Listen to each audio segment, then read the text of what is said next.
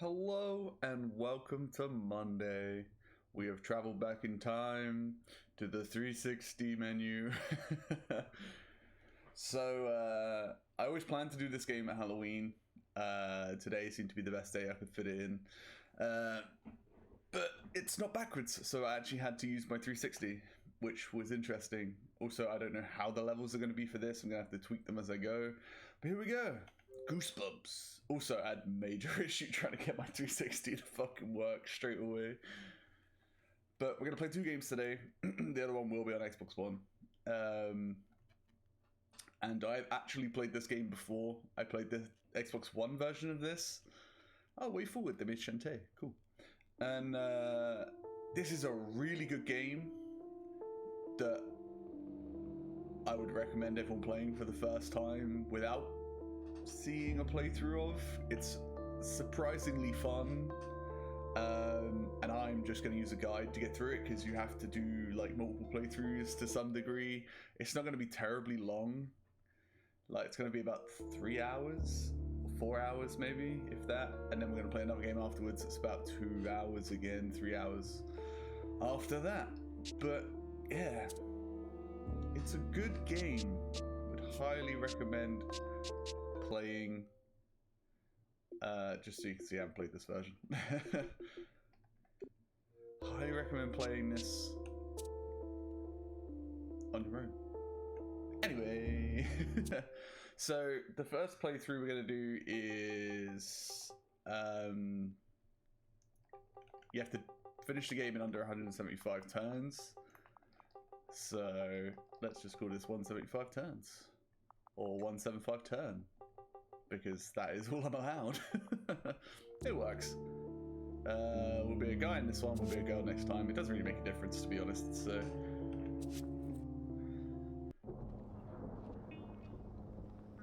This guy creeps me out. We better get a big tip. If you're that concerned, maybe try not to drop his stuff. Hey, for all we know, the lock got busted before I dropped it.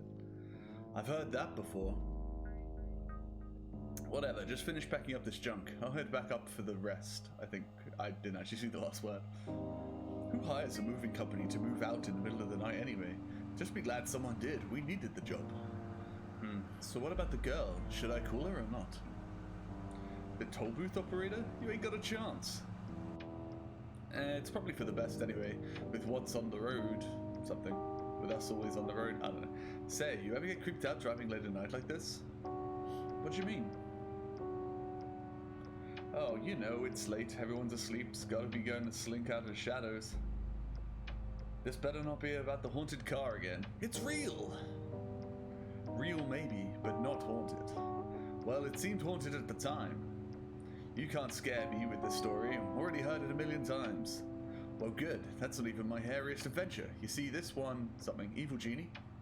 Heard that one. Okay, well, zombies? Guess I taught you a lot of these. We don't gotta talk the whole time, you know. Could listen to some music. What was that? So, you gonna open it? Oh, I ain't opening it. You're the one with all the scary adventures. But there's so much weird stuff in there. You saw it. Just open the door already. It's Slappy. I can't see anything. Satisfied? Looks like you've got a new tale of horror. Not in a tipped-over box. Not funny. Oh, there's someone there. What is it? Some kid? Oh. What? It's just a ventriloquist's dummy. What do you call it, a dummy? Oh, Slappy. The next day. Finally, school's out for the day and you're ready for a pleasant walk home. Those clouds look pretty bad though. Was it supposed to rain today? You go to check the weather, but your cell phone appears to be missing. You must have left it somewhere, but where? You can examine your inventory by moving the cursor to an object in the area, pressing A, choose to look on the drop down. Okay, so you can just use the D-pad to skip to areas like this.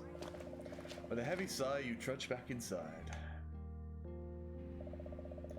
The A long empty hallway stretches into the distance. You stop near your locker, a trusty old 402.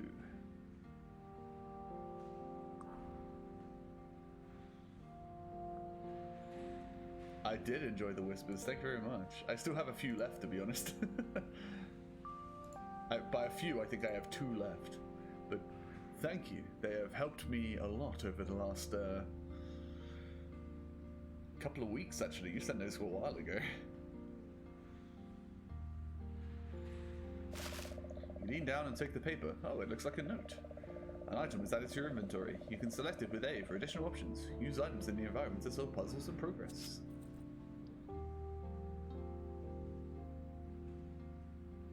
Wow, this is not easy to maneuver. You turn the key and the lock pops open easily. You slide it off and open your locker. There's my phone. You grab your cell phone and cradle it protectively against your chest. You were afraid you'd lost it. After a moment, you calm down and check the phone. Yep, it's still fully charged somehow. Looks like you have a voicemail. You're my #1 customer. I actually kept this. I cut this out of the box. Look. This might be reversed for you, but oh no, it's the right way around. It sits on my desk now. It's a permanent reminder that I got this. And it always makes me hungry for whispers, so... It's good. I have a lot of little random mementos on my desk. Keep me going. It's been a hard year. It's been long, okay? Today may be day 300, but there's still 66 to go. The other thing that keeps me going is this ad I got through. I got a little flyer the other day. It's just a Big Mac. And it's amazing because it just sits on my desk and I look at it and it makes me hungry. So that's not really a good thing, but yeah. I got some fun things littered about my desk. There's not a lot. That's pretty much it. A candle that's just orange. It smells nice. I have a seashell from Jordan. It says it's lucky. And the only other thing I have this fortune. I had Chinese New Year's Eve last year, and I got this fortune. And I don't know if... Nah, my autofocus doesn't work. What it says is... I tell you, I've never actually read this out, but it sits on my desk. It says, you will feel sure of yourself as you set out on a sure path to glory. And I was like, you know what? That sounds very positive. Let's keep that nearby. So yeah, the more you know. Stuff you can't see that sits in front of me. I had a voicemail. Alright, you click play. Hi, 175 Turn, it's Mum. Just wanted to let you know I'll be home later on tonight. The clients want to take us to dinner. Chad should be home pretty soon, so you two will need to fend for yourselves. Remember, the key's under the back steps. I love you. Oh, a 360 achievement. Calling all creeps. I can't get 1 million by the end of the year. It's impossible. You slam the locker shut. There are multiple ways to move between areas. Try holding down on the D-pad to exit the hallway. You gladly leave the school building for the 2nd time today. The front of your school, the gate's still open, so you should be able to come and go as you need it. Or as needed. With your phone in hand, you can now head home. Your phone has a map function to chart your journey. You can also call your mother, brother, or information to receive various hints. Well, we don't need to do that, so... You walk through the gates of the parking lot. The school parking lot is nearly empty, as most of the school's gone home. You can faintly hear the football team practicing in the distance, though. You head down the path towards the janitor's shed. It's more overgrown than you expected. By the time you reach the shed, the wind's picked up quite a bit. Your cheeks sting from the cold. Take this weed, be gone. Oh, it's called Weed Killer in my inventory. Spooky. Change name. You carefully tuck the weed killer into your bag, checking it's set to off.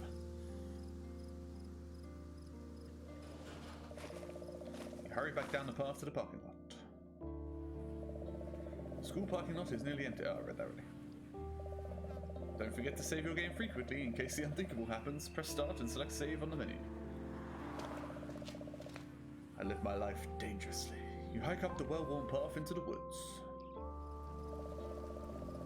Ah, the familiar sights and sounds of the woods. The path leads over a bridge and turns into some trees. You pull the flyer from the tree just in case you find a similar dog. Answers to Gigi. You cross the bridge and head deeper into the woods. You reach a small clearing surrounded by trees on all sides. There's a weird guy creeping around. You've never seen him before. There's a pedo in the woods. Gotta spray him with some weed killer. Use weed killer on man? On a hunch, you raise the weed killer and pump the trigger 3 times, spraying the strange figure. He recoils violently as it hits his face. Smoke rises from the wounds and you smell something like freshly cut grass. He retreats to the foot of the hill before falling down and cowering. Stay out of the forest. I can actually read what the achievements are for. Find a way past the strange man in the woods. If you were curious. Does it 360, I always forget doesn't say it like Xbox One does. Leaves crunch under your feet as you walk down the path.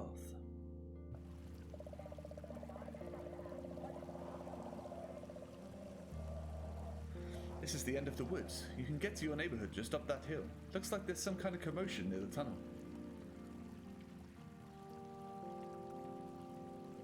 I'm just going to ignore that for now. With large steps, you hike up the slope to your neighborhood.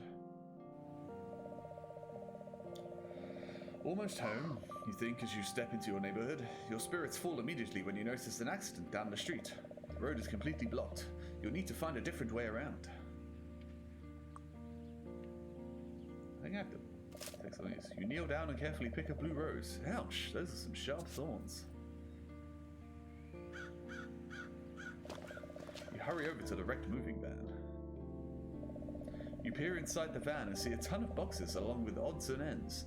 The crash didn't seem to damage anything. A sense of dread creeps up the back of your neck.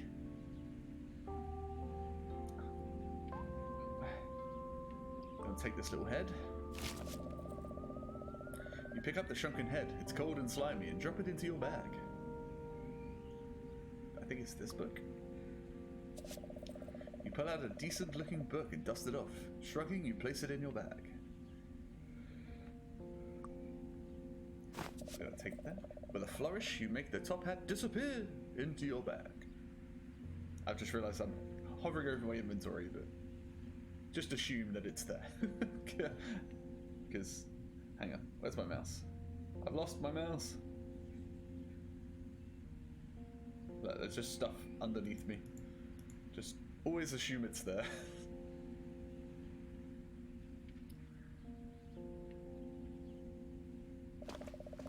You feel like you shouldn't be here and decide to creep away. It's a sleepy neighborhood street. You're surprised people don't seem more concerned about the accident. Considering it happened at night as well, and I've just finished school, I'm going to say it happened quite a while ago. You hurry down the hill back into the woods. This is the far end of the woods, just below your neighborhood. The creek follows a huge drainpipe tunnel. That is one rabid, like, rabbit. I had to so hard. Yes, I had to so hard. I had to struggle so hard not to say rampant rabbit.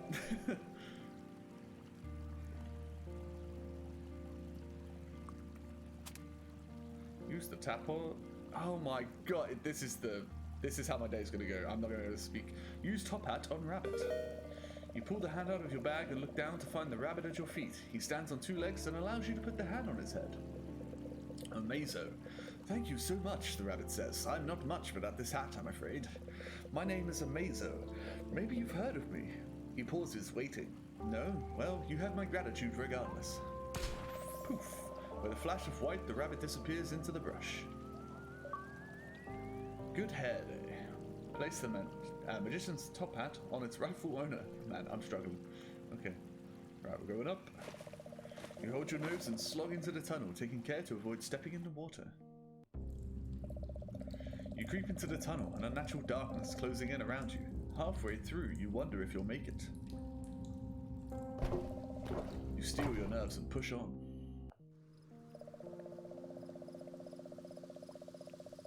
This wash runs behind many of the houses on your street. You can usually find all sorts of weird junk that people have thrown out here. Like this shoe. Deciding it's better in your hands than out in the elements, you pick up the shoe.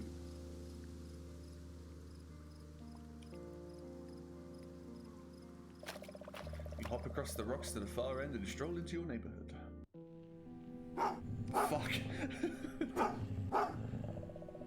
What the heck? You take several large gasps and try to calm down. The dog attacked you as soon as you entered your neighborhood. Thank goodness it's on a leash.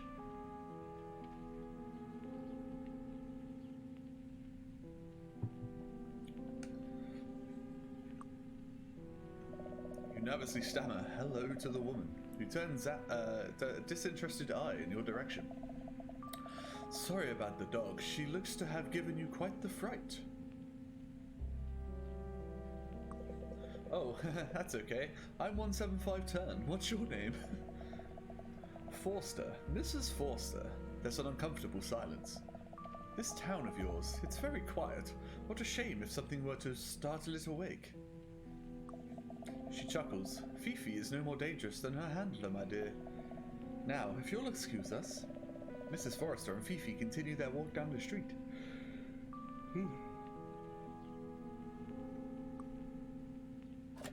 You open your mailbox, hoping there's something in here for you.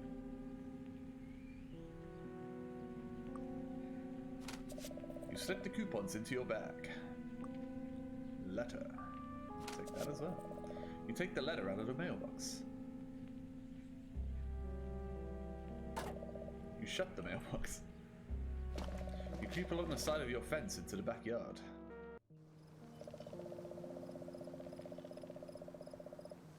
In spite of the weirdness in your neighborhood, your backyard provides a welcome retreat. A peaceful, quiet blankets the enclosure.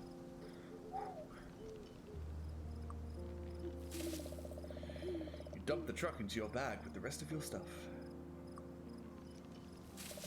You slip the dinosaur toy into your pack. It might be useful later. You brush off the dirt and tuck the spade into your things.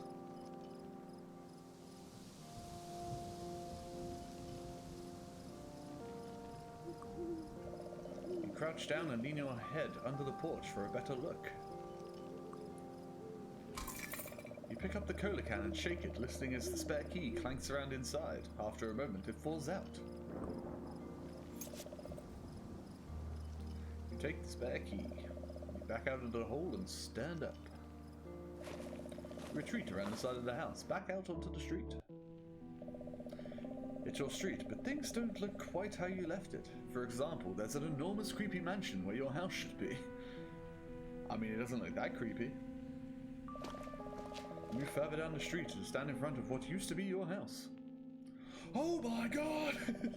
The large house reaches up towards the ominous sky, its twisted windows, portals to madness. This is your address, but this is definitely not the home you left this morning.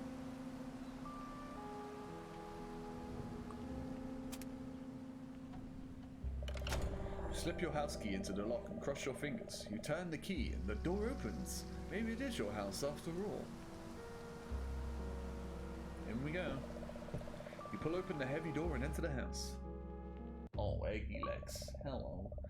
Welcome to the Dead House. Complete Area 1 and return home. Like I said, I'm following a guide. I'm pretty sure I said that. But just to say, like, I don't remember the game this well.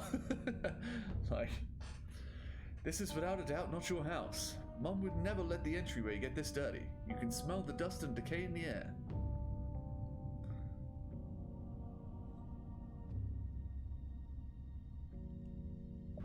You hurry across the foyer into the dining room.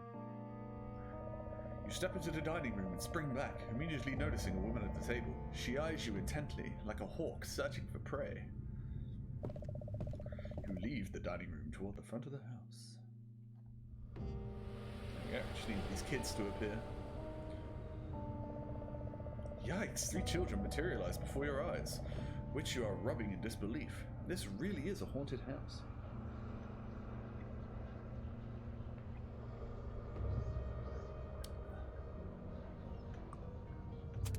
Use this on Blonde boy. He takes the envelope eagerly, confirming his name on the address. He tears it open, reading the enclosed letter with much interest. What just happened to his face? As he reaches the end, the ghost looks to you and smiles. He seems to be at peace. Just as suddenly as he appeared, the child fades out of view. You feel his presence leave the house gently. A moment later, the basement door unlocks with a resounding click.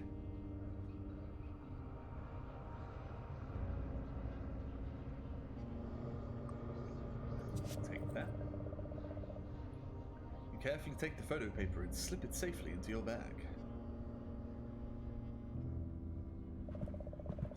You peer down into the darkness of the basement, then force yourself to descend.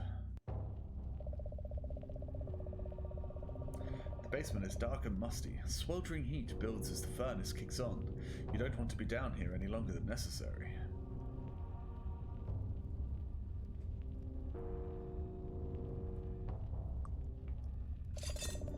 Turn the light switch offers more resistance than you expected.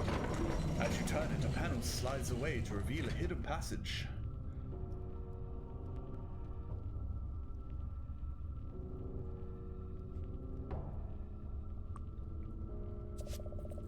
You take the large frame.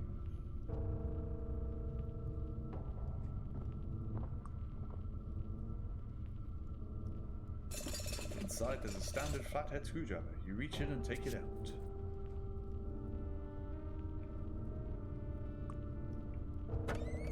It's not locked, so the door slides open easily.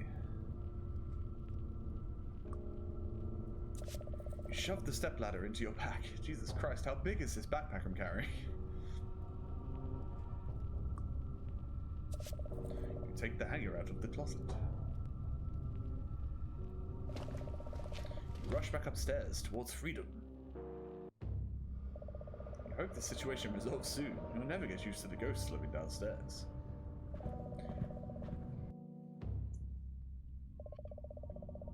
That strange woman is still seated in the dining room. She idly sips her drink, waiting for you to strike up conversation. Her eyes are almost daring you to do so. You roll up the placemat and take it for later. Slip a candle into your bag.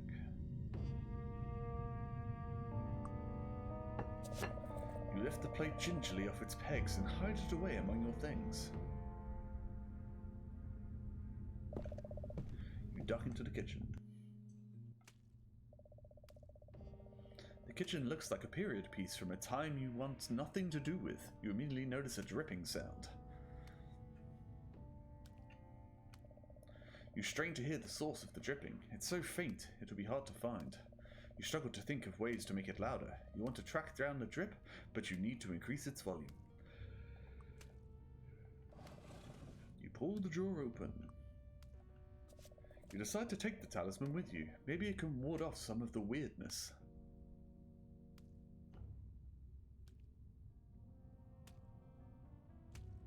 Not sure which one of these... That one. You reach up and open the cupboard. Purple peanut butter. You slip the jar of purple peanut butter into your backpack.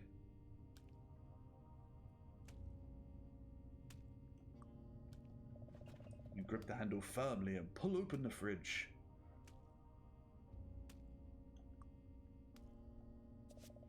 You're certainly not going to drink it, but you find yourself taking the juice anyway. Jelly jam. You decide to take the flavor of jelly jam with you.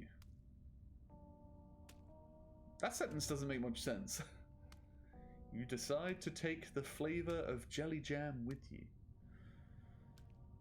What does that mean? It would have made more sense if it's like, take the jar of jelly jam with you, I guess? I don't know. I'm not going to question it.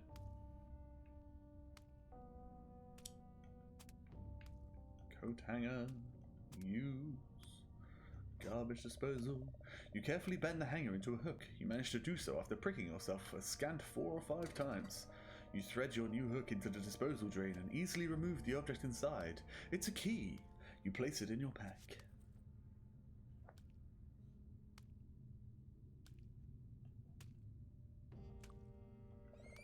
You reach down and open the cupboard. It's Sponge. Against your better judgment, you pass the sponge into your bag. Dish soap. You lock the top and drop the dish soap into your pack.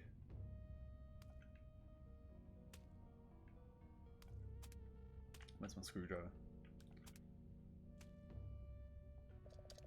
You carefully remove the screw with the screwdriver. Oh good, I don't have to do it 4 times.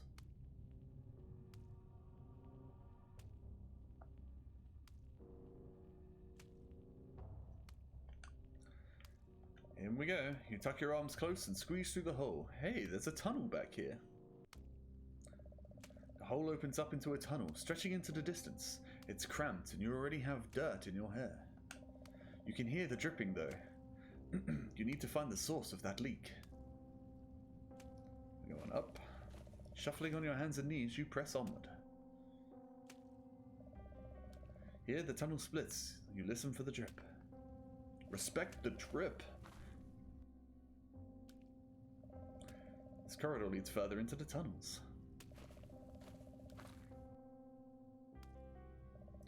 Here the tunnel splits. You head down the side passageway. The tunnel splits again.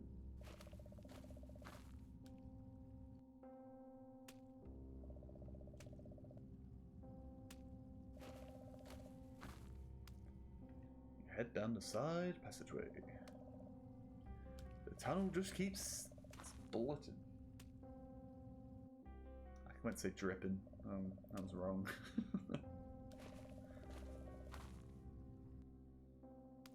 Alright, one more final up, and that should be it. The drip. You locate the source of the dripping at last. Strange green liquid is seeping out of the pipe overhead. There's also a bag a few feet away with something inside it.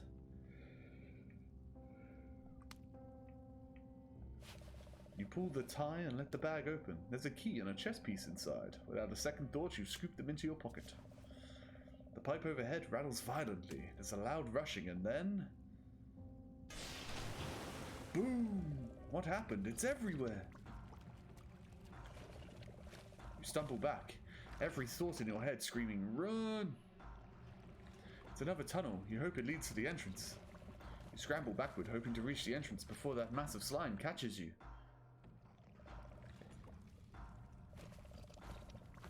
I have a feeling it's just going to keep repeating that now.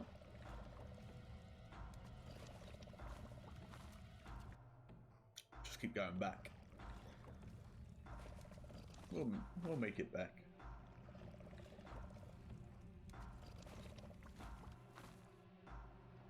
Oh, it's catching up!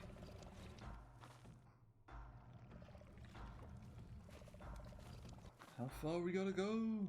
We're still going.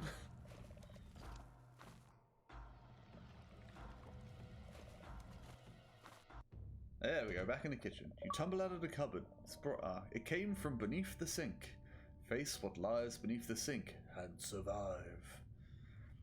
You tumble out of the cupboard, sprawling across the floor. You're finally out of that tunnel. You take several appreciative breaths to calm down. The monster blood didn't follow you out here, so you're safe for now. You happily kick the cupboard closed.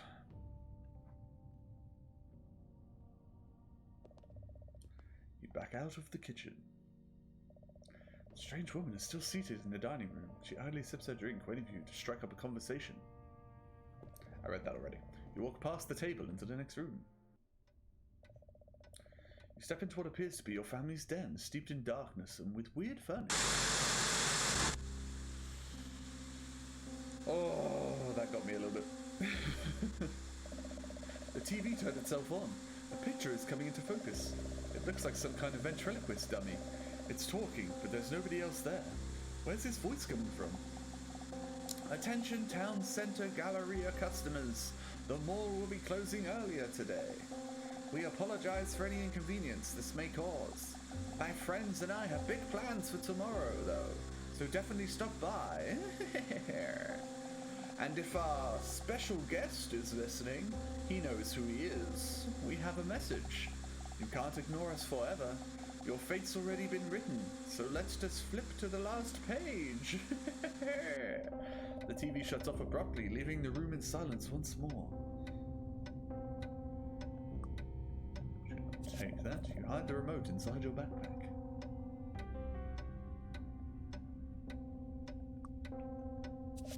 You tuck the film away for safekeeping. Maybe you'll find a camera later.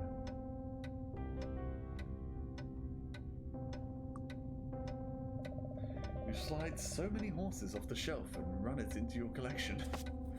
Okay.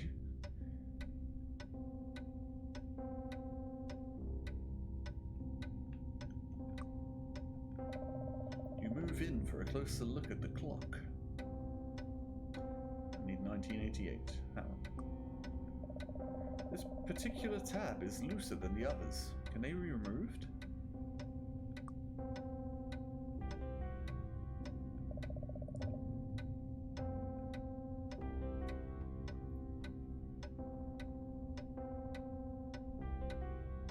Oh, I need to actually remove it.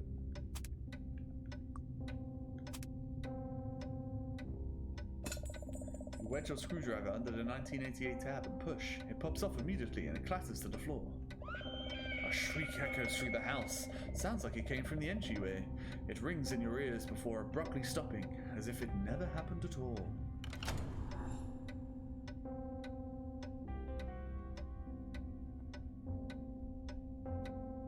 I like the Atari down here. We're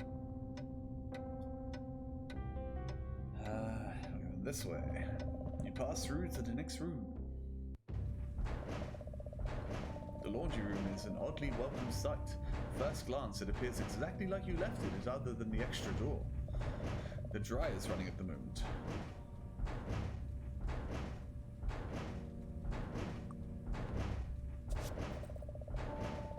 You take the fabric softener. At least for now, your bag will smell nice.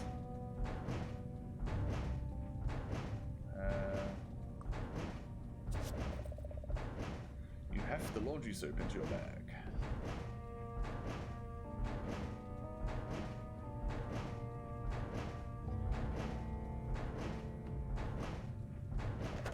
You open the door, eager to find out what this new room could be.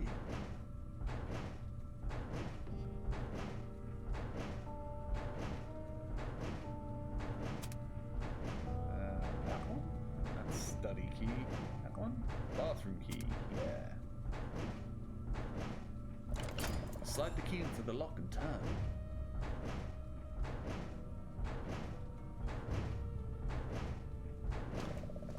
You don't have to go at the moment, but you decide to check out the bathroom. It only takes one glance at the downstairs bathroom to realize this is not a bathroom.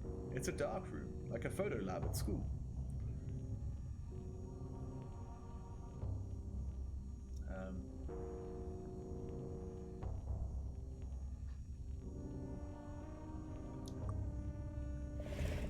You open the cupboard. H camera. You tuck the camera away with great care. You hope it's not haunted or anything. Well. You take the container. It's sure to be handy before long.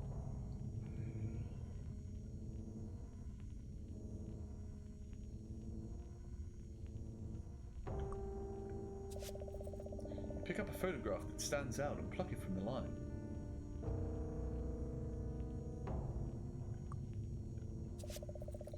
As usual, you shove these directly into your inventory.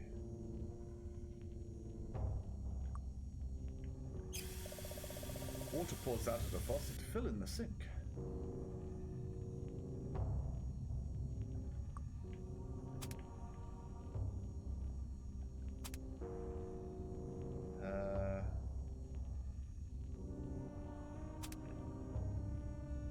Use tongs on photo paper. You pick up the photo paper and prepare to develop it, but never done this before. Maybe you should get some information first.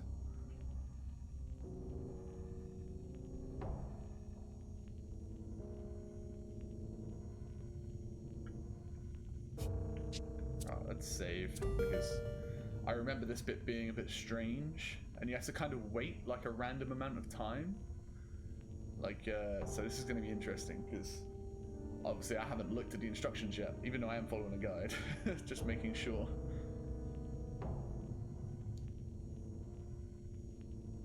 Right, put it in the left So I leave it there for 60 seconds. Well, my 60 seconds starts now. You carefully place the paper into the developer.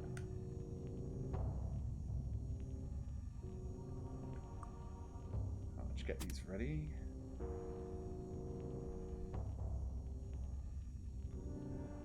Right, so I'm using just my stream timer. 20 seconds have gone past. Use this time to have a drink. I have to do this a couple of times, so this bit's going to be slightly slow.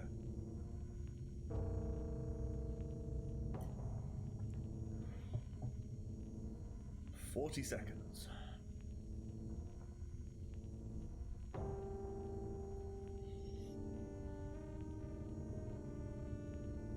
Ten, 9, 8, 7, 6, 5, 4, 3, 2, 1.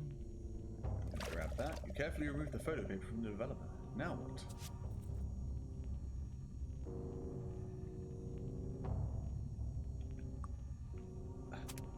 This is the most awkward bit. You pick up the photo paper and prepare to develop it. What now? Alright, we're going to put it back in here for another 60 seconds.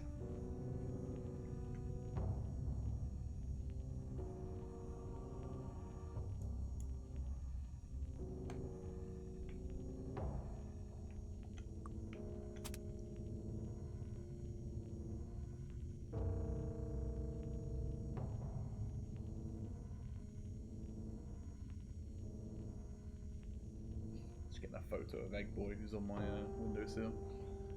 Just snoozing away. Camera can't really see him over there because he's in front of a window. Just cooking in the sun. Right, we've got 15 seconds to go.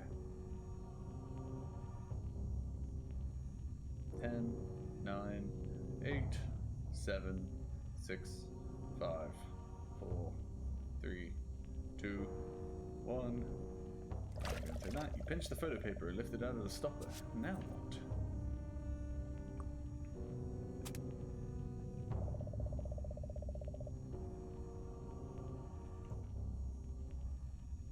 I'll go for another 60 seconds. Just gotta wait till my timer hits a 0. Bam. Dip the photo paper in the fixer.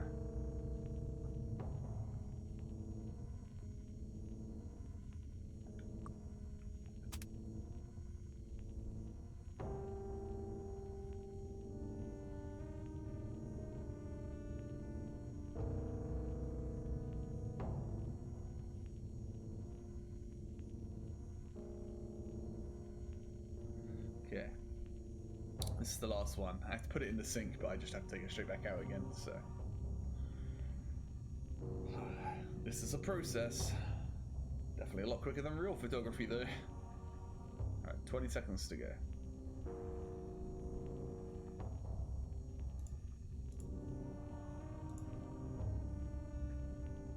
Ten, 9, 8, 7, 6, 5, 4, 3, 2, 1. Yoink. As you gingerly remove the photo paper from the fixer, you realize you have a legitimate photograph. Now what? So now we have to dip it in the sink, place the photograph in the photo wash, and summon all of your patience. 5 minutes pass and it looks like you're done. You can take your photograph. Take the developed photograph out of the wash. Almost done.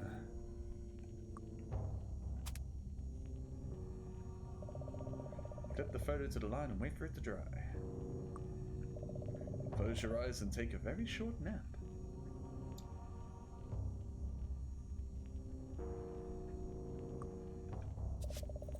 You pulled the photo down off the line. It was a lot of work, but the results are worth it.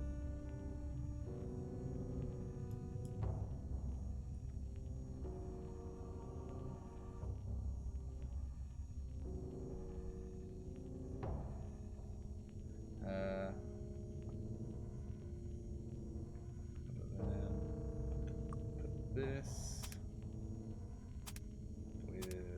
this. Photo frame. You slide the photograph into the frame. A perfect fit. You now have a framed picture.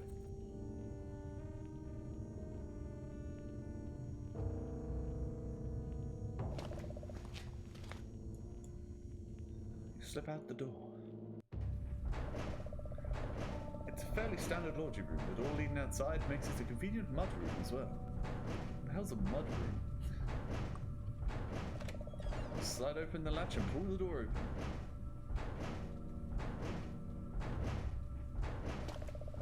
You step away from your safe, normal laundry room. You stand at the foot of infinity. I'm just here for this. You load the film into your camera. You drift away. The basement is dark and musty. Sweltering heat builds as the furnace kicks on. You don't want to be down here any longer than necessary. You rush back up the stairs towards freedom. Just one ghost remains, haunting the entryway. You hurry across the foyer.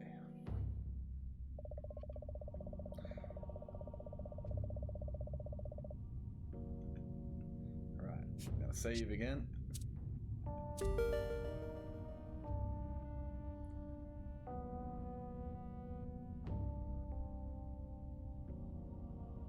Okay, so this is the point where we're going to reload for the second playthrough. So we're going to speed through this still for the 175 turns, and then we're going to reload it to this point and play again from here, because we've done everything we need to do up until this point. So, right.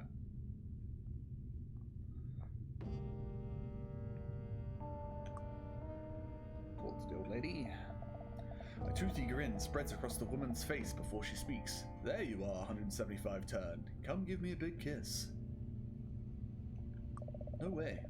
Taken aback by her forward request, you aren't sure what to say. You shake your head. Crone. Oh, is that any way to treat your treat your Aunt Delilah? Apologize. Sorry, Aunt Delilah. That's okay, child. Sit down and have some prune juice. Your loving aunt saved for you. Decline. No thanks, I'm not thirsty. Perfectly alright, maybe later. Aunt Delilah relaxes in her chair and rests her chin casually on her hand. Let's talk for a bit. How was your school day? Give details. There's a lot going on. This is going to take a while. Well, there's this kid Brandon in my English class. He used to be okay, but lately he's telling people things that aren't true. You ramble on for several more minutes, and it's like, if that's how you feel, just tell me to my face. I don't have time for all the drama. Change the subject. The deadline for picking clubs is coming up in a few weeks, and I haven't made a decision. I'm not even sure I want to be in the club. Sometimes I wonder. You exhaust the topic of school activities and pause for a breath, at which point you realize you haven't given Aunt Delilah room for comment for 10 minutes or so. Keep talking. You rack your brain for a new topic. I'm hoping to see a movie. Invaders from the big screen. Tell Aunt Delilah about your weekend plans. I'm hoping to see a movie with some friends this weekend, but which one is the question? You keep talking without much of a point, eventually looping around to the homework you'll need to cram in tomorrow before class. Aunt Delilah appears to be nodding off. She shuts her eyes for several times already. Continue. No reason to stop while you're on a roll. You keep talking, diving into the first subject that comes to mind. Your voice echoes strangely down in adjacent hallways of the otherwise silent house. Your story is rudely interrupted by a loud, sharp snort. Aunt Delilah is asleep, snoring, in fact. You weigh your options. Let her sleep. You sink lower, careful not to make a sound. There's no telling how deeply she's sleeping. Free of the woman's uncomfortable gaze, you turn your attention back to the room. Now, where were you?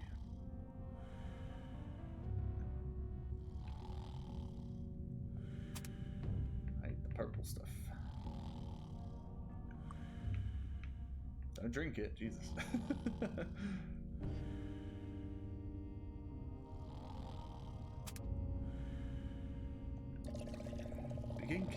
Being careful not to make a sound, you lean in front of Delilah and pour the bottle's contents into her glass.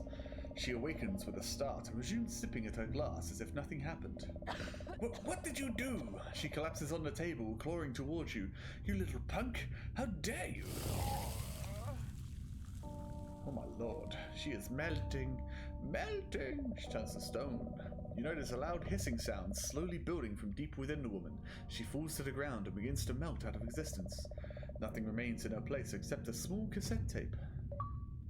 An old story's end. Evict an elderly intruder.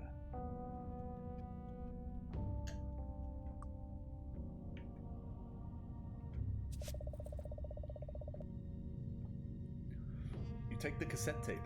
Now you just need a way to listen to it.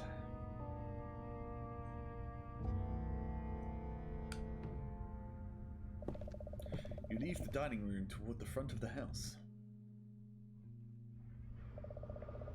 Just one ghost remains, haunting the entryway. You nervously ascend the stairs to rooms unknown. The staircase connects the first and second floors of the house.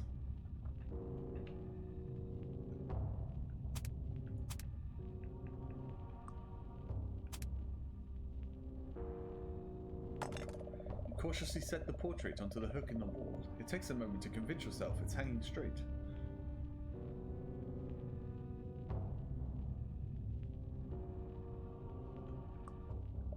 You can't shake the feeling something is missing from this painting.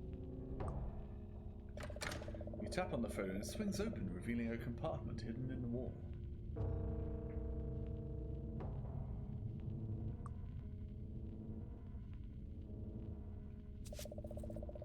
Snag the night just in case it's useful later.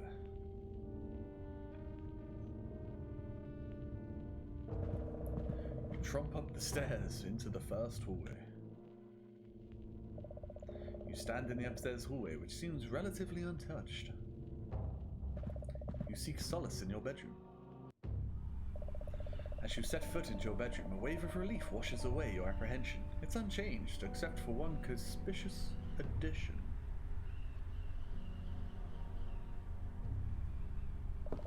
You duck into the bathroom for a moment. You're in the bathroom. It smells a little musty in here.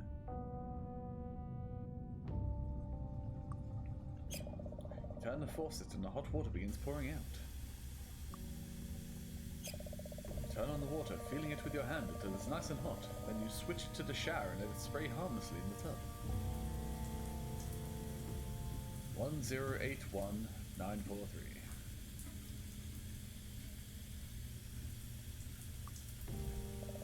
Mirror completely fogged up except for this one spot. Looks like somebody wrote a message with their finger. It says 1081943.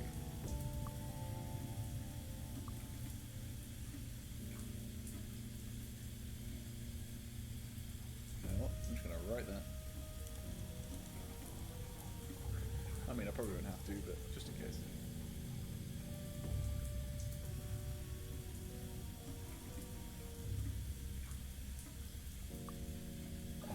Pull open the drawer.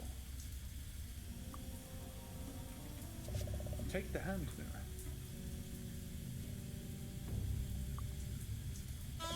The bathroom cupboard opens easily and without resistance.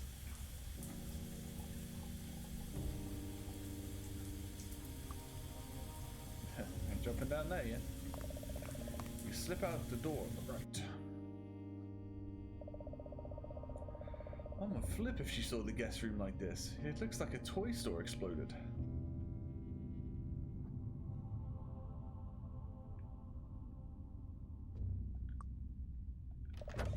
You open the closet door, but it's not what you expect.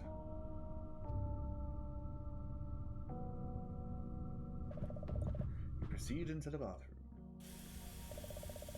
The bathroom's full of steam. In moments, your skin feels moist and uncomfortable. Walk through the door on the left. You're in your own bedroom, a good place to relax, hang out with friends, or sleep.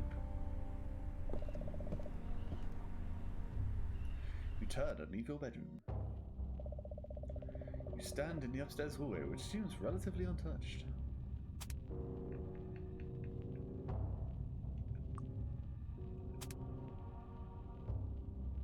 I don't know which one I have to use it. The key slides naturally into the lock, which opens as you turn it. Success! You sneak into Dad's study. Oh no. He's gonna find us. Okay, I didn't need to write that down.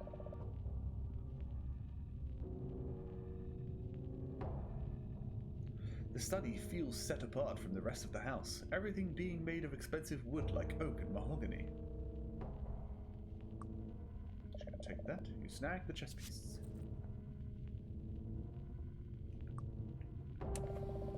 You open your favorite search page and think of subjects to enter. PORNHUP.com. Cool. Good. Nice.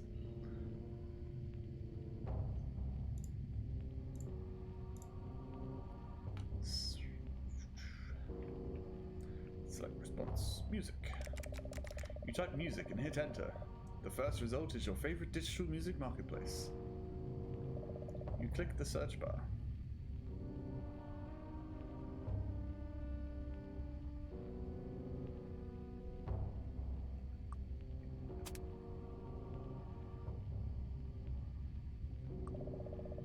The faded label of the cassette tape lists a song name, which you hurriedly type into the search window. And it comes up. Even better, it's a free download. You plug your phone into the computer and select download. A few seconds later, the song from the cassette is digitally reproduced on your phone. You decide it's time to investigate more useful pages than your one-stop downloading music shop. What is your next search item? Not porn, not porn, not porn. I guess we'll leave. Finished with your research, you close the browser and step away from the computer.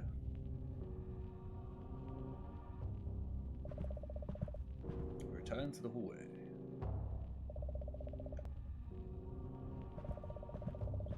With a tentative first step, you walk backward down the stairs.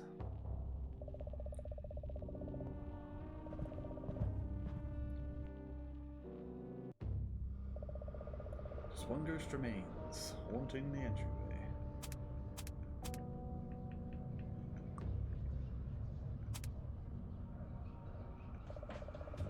Flip your phone off silent and turn the volume up. A funky tune plays.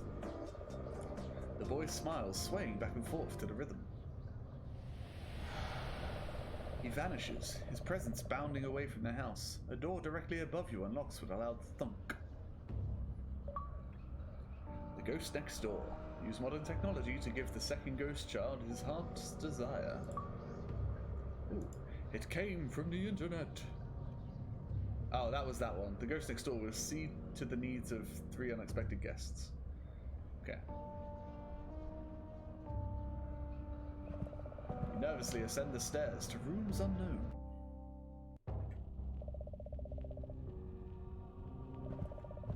You turn at the top of the stairs, heading across the landing. This hallway crosses over the entryway downstairs to the furthest reaches of the house. Egg legs. Egg legs. Just turned around. He's such a handsome cat. I'm going to see if I can actually show you him. Hang on. Oh, I'm going to have to actually lift my camera. No, he's just... There he is. He takes up an entire windowsill, pretty much.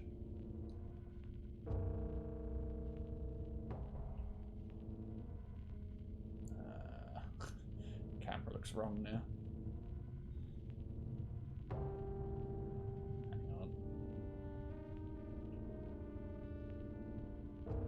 It's good enough.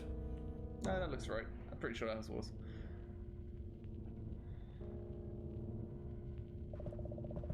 You creep stealthily into the master bedroom.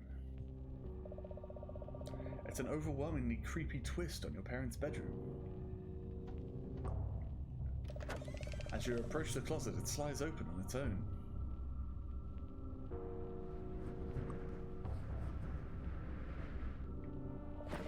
You undo the latch and swing the window open.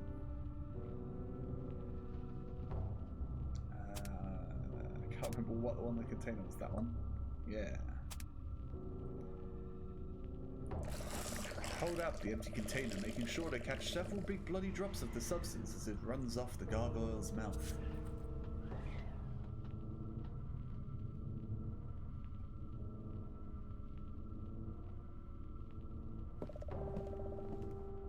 it's too much, she returned to the hallway.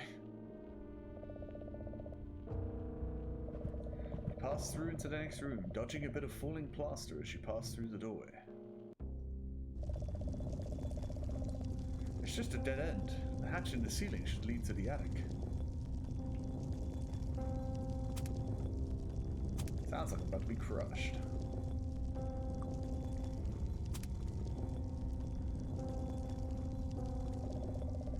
You wedge the screwdriver into the coupling and use leverage to open it up. It doesn't take much. The pipes burst open and gobs of gross goop gush out. Oh no! The monster blood!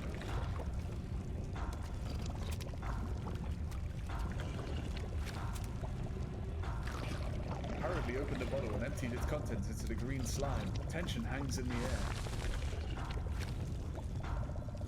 The spots the gargoyle's saliva touched solidify, hardening into grey stone. The effects spread until the entire floor is covered in petrified sludge.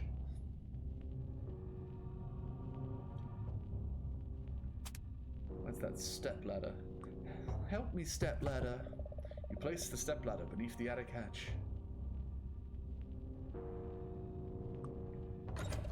Slide open the hatch.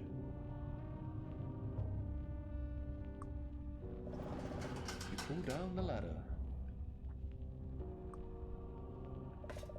With one last push, you throw yourself into the attic. How I got my shrunken head. Solve a compression problem to reach the attic. The attic is about as spooky as you'd expect. Dirt, grime, cobwebs, and big ornate mirror.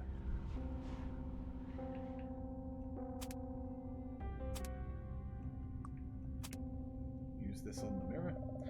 You spin to face the reflection, holding out the hand mirror you've been carrying. The image shudders and a crack explodes across the glass. A faceless voice screams, the mirror shatters and everything falls silent. I was your evil twin.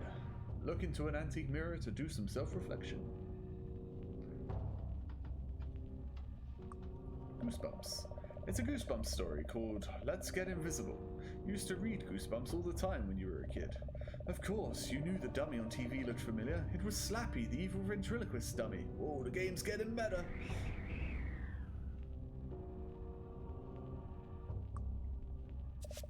You pick up your children's horror novella and notice the author's name, R.L. Stine. If only you had a way to get a hold of him somehow, maybe he'd know what to do. If his Goosebumps monsters were real, everyone's in a lot of trouble. You better get to them all.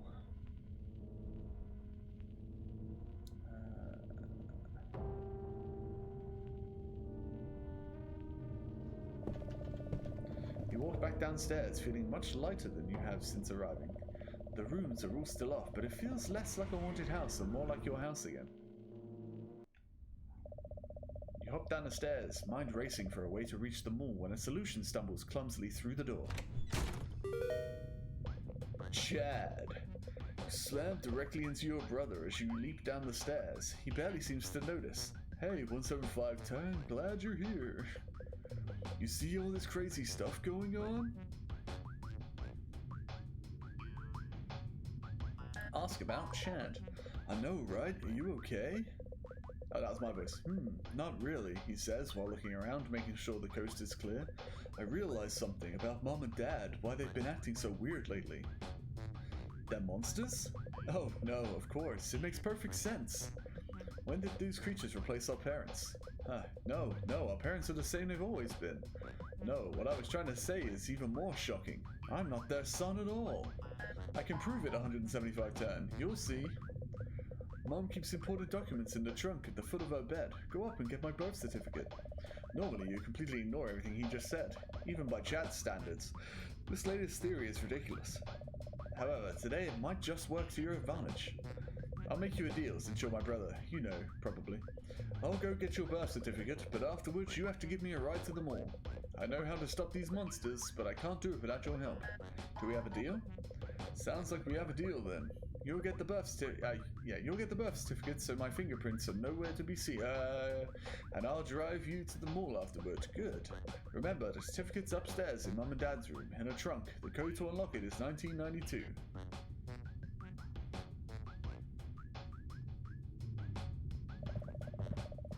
peer down into the darkness of the basement, then force yourself to descend. Climb into the bench and crawl onto the bench and crawl through the passage. You stand at the foot of infinity. Elevatory to nowhere. Access the mysterious dimension from every possible angle. You drift away.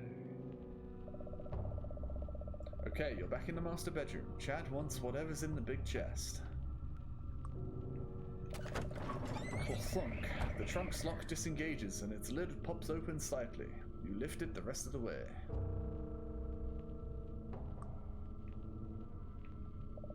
Among other things, your brother's birth certificate is in the trunk. That must be what he was after. You carefully roll up the birth certificate and head downstairs.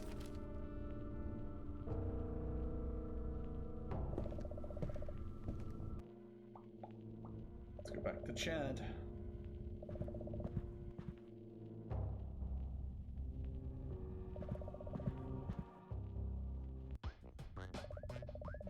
Brother Chad.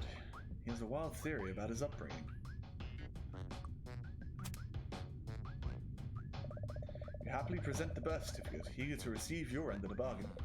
Oh, guess I was wrong, he says sadly, poorly hiding that the air has been knocked out of him. Chad shakes his head. I was so certain. You clear your throat. So about that ride to the mall? Oh, right. He's certainly shaping up to be a pleasant companion. If it's that important, let's get going. He leaves the house shuffling to his car, where you follow. You hope that the drive improves his mood.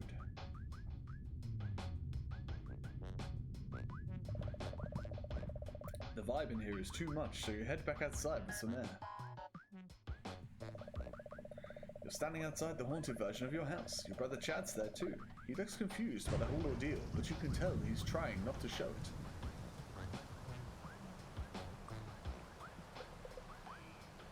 Still need a ride? Carrie didn't need the extra miles, but... Let's go. Thanks, bro, you say. He forcefully nods towards the car, quite serious. You roll your eyes and add, thanks, Carrie. That's more like it, so where's the old girl taking us? School. Better head back to school? You can't be serious. School? You're a weird kid, you know that? Just drive. Fewer questions, more driving, please. Okay, jeez, he says with a smile, just giving my little brother a hard time. The car ride resolves without further teasing, and he drops you off at school. The school parking lot is nearly empty as most of the school's gone home.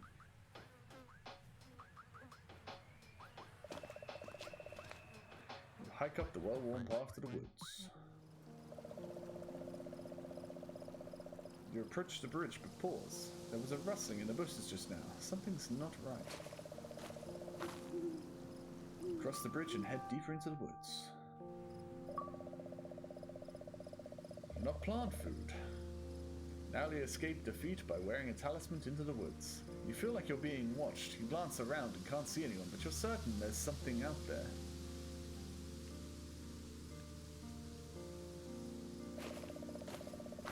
Cut through the trees and travel further into the woods. A very large creature has appeared in the clearing. It seems to be grinning as it rubs its front paws together excitedly.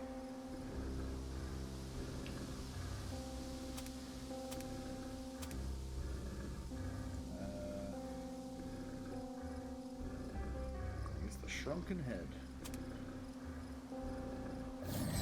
Hold out the shrunken head with trembling hands. The beast falls to one knee and bows its head, submitting. Impressive loot. Me not realize you're such high level. It backs away nervously. Maybe we play again someday. The hulking brute shuffles backwards, facing you until he reaches a safe distance. He then bounds off into the trees. Be afraid. Be very afraid. Intimidate a very deadly creature. Use the spade. The shovel slides easily into the dirt. After 3 scoops, you uncover something. You tuck the security badge into your bag. You turn and head back.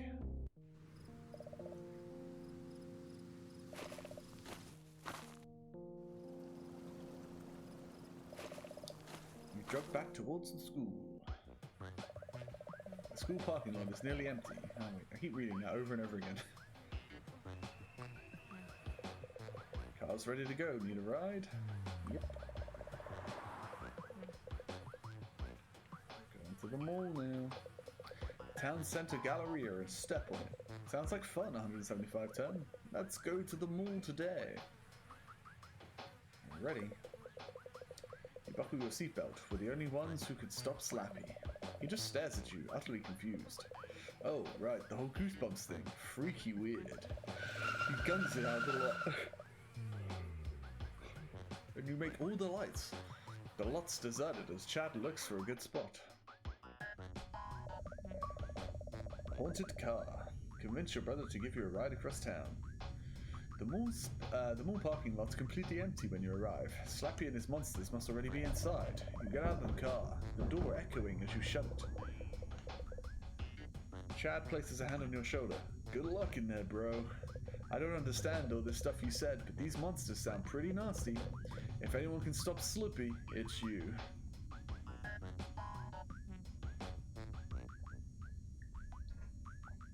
Damn right I'm gonna stop Slippy.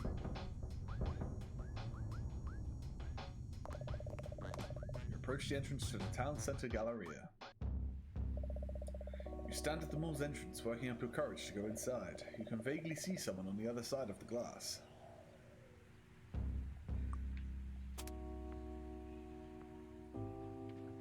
You pass the security card over the reader. It makes a subtle beep and the door slides open. The door slides open as you approach, and you walk right in. You take 2 steps into the town center Galleria. You scan the area for any signs of... The mall is closed for the day. Vacate the premises immediately. This is not a drill. The security guard roughly shoves you out the door. Next time there will be consequences. Disciplinary consequences. When your head stops spinning, you collect yourself and consider the situation. You will need to keep a sharp eye out for that security guard as you sneak through the mall.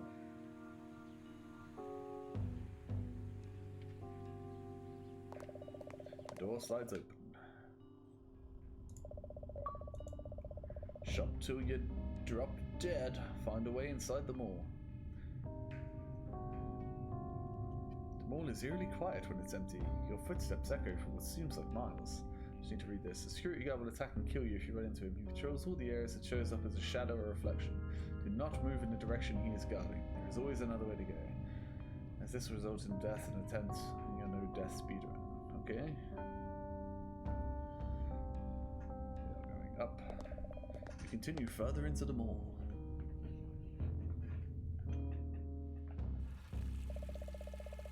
You stop near the large decorative fountain at the center of the mall.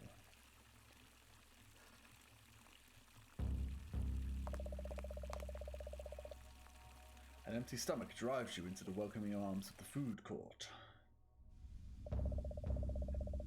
You stand at the mouth of the broad food court, a sea of cheap tables and chairs bordered by restaurants of every variety. Oh, that's making me hungry. You shuffle to your secluded payphone corner. You're standing at the payphones just outside the food court's restrooms. It smells bad.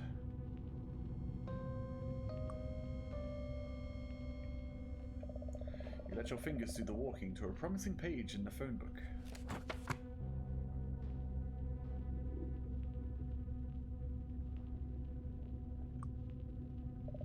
You memorize the number listed for Goulberg, hoping it's a clever pseudonym for R.L. Stein.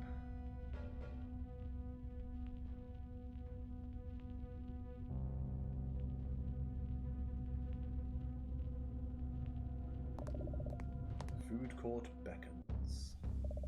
Oh, there's a security guard over there. I can see him. You stand at the mouth of the food court. You return to the mall proper. Fried chicken flavored wind at your back. Oh, he's behind me. I can't go that way. Okay, we're gonna go back to the food court. An empty stomach drives you into the welcoming arms of the food court. He's still behind me. Okay. This isn't helping my 175 moves, but okay.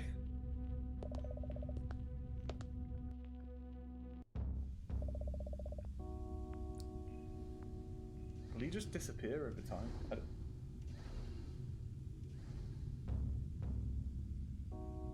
I don't know if he fades away.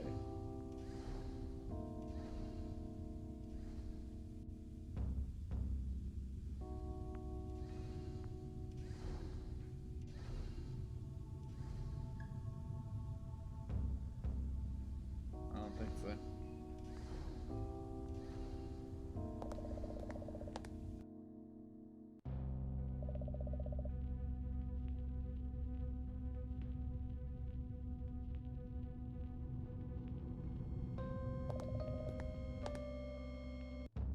Okay.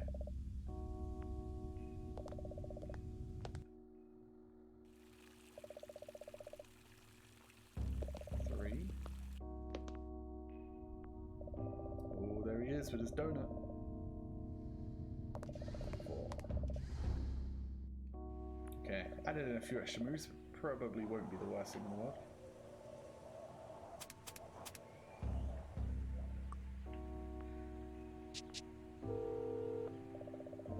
You dial the number you memorized and wait as it rings and rings and rings. Someone picks up after a long silence. They speak with obvious impatience. Yes? Yes, this is 17510. I'm looking for R.L. Stein.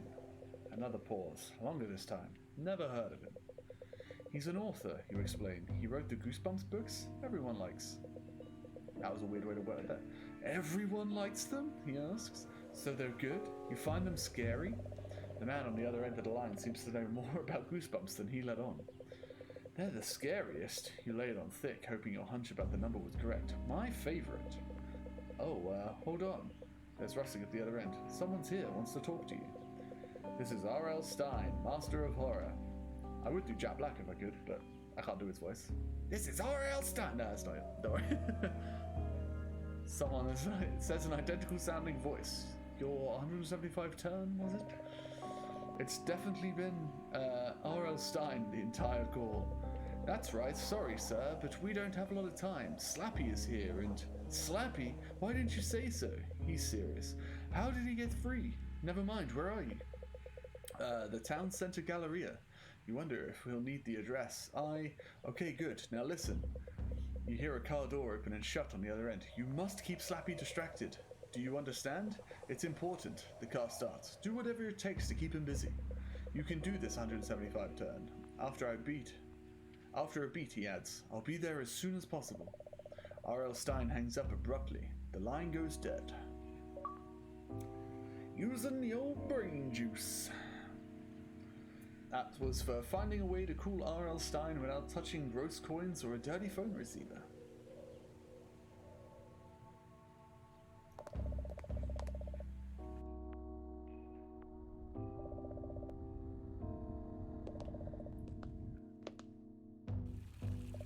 Okay. Stop near a large decorative fountain. You're going into Cavity City. You head towards Cavity City, thoughts of sourworms and chocolate making your mouth water. The store is bright, colourful, and smells like strawberries. Definitely a candy destination.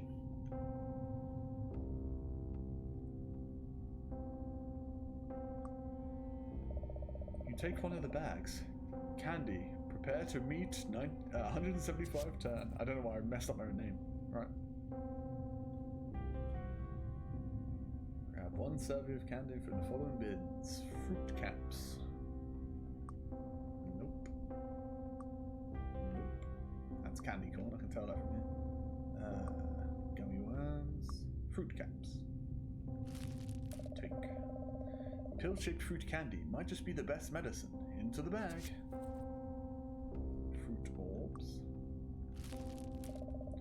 You scoop a generous portion of shelled fruit chews into your baggie. Cheese pretz?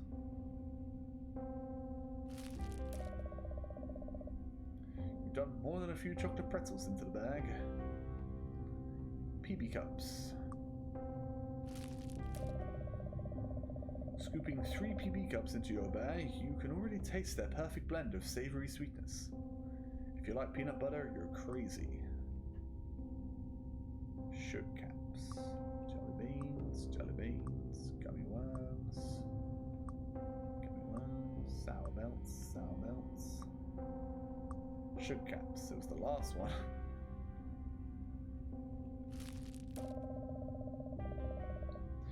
Sugar caps are small, so you scoop a considerable amount for your collection.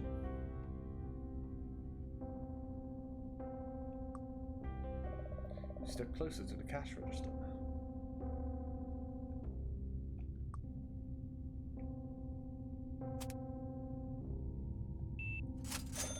You place your candy bag on the scale and wait. The scale sinks further into the counter with a click. A seemingly solid wall of candy store slides open, revealing a doorway. Are you terrified yet? Now let's find entry to the bookstore. Stealing your nerves, you press onto the bookstore and whatever awaits beyond. The bookstore is bathed in darkness. There's a sense of absence that your mind races to fill. The figure on the floor looks like a ventriloquist puppet. Is it Slappy? No, this puppet has different hair and everything. Where's Slappy? Oh god, that actually made me jump. Ooh, I wasn't ready for that.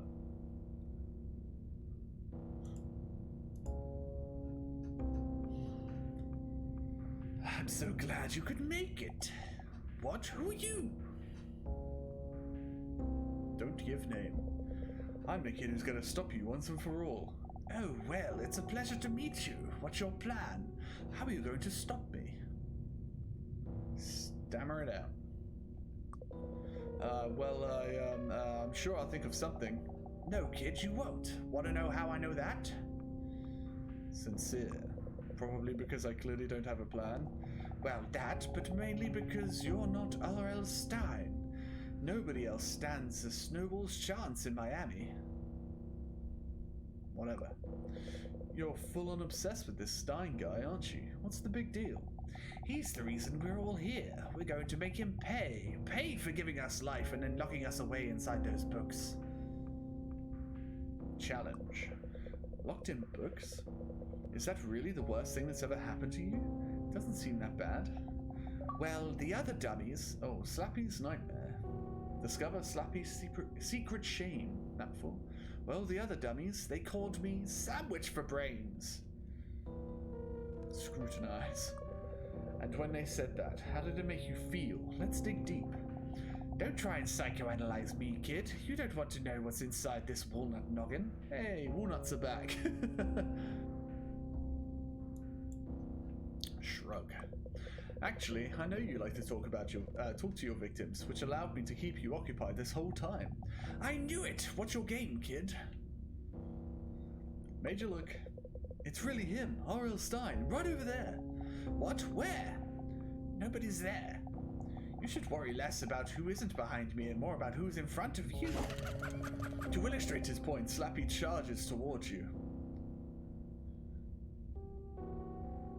Fight back. You stand your ground, bringing your arms forward, ready for attack. You aren't sure how to fight an evil dummy, but what choice do you have? Just as Slappy reaches striking distance, a voice booms through the store and stops the puppet in his tracks. Here comes Mr. Black. Not so fast. What? But how? I love that it's Jack Black's voice. Doesn't look like Jack Black at all. 175 turn filled me into your little plan. It's impressive that unfortunately not impressive enough. I can't do Jack Black's voice. No, it's too early. Nothing's ready yet. You gotta give me a redo. You've done more than enough damage for one day, Slappy. It's time to go back into the book. No, you can't do this. You created me. Why do you have... Why do you do that just to hide me away? Like some mistake. I'm not a mistake. My books were meant to entertain kids. That's what you monsters are for. The only mistake was letting you out into the world where you can hurt people. You'll regret this, Papa. Next time I won't be playing a game. Next time, Slappy will be the puppet master.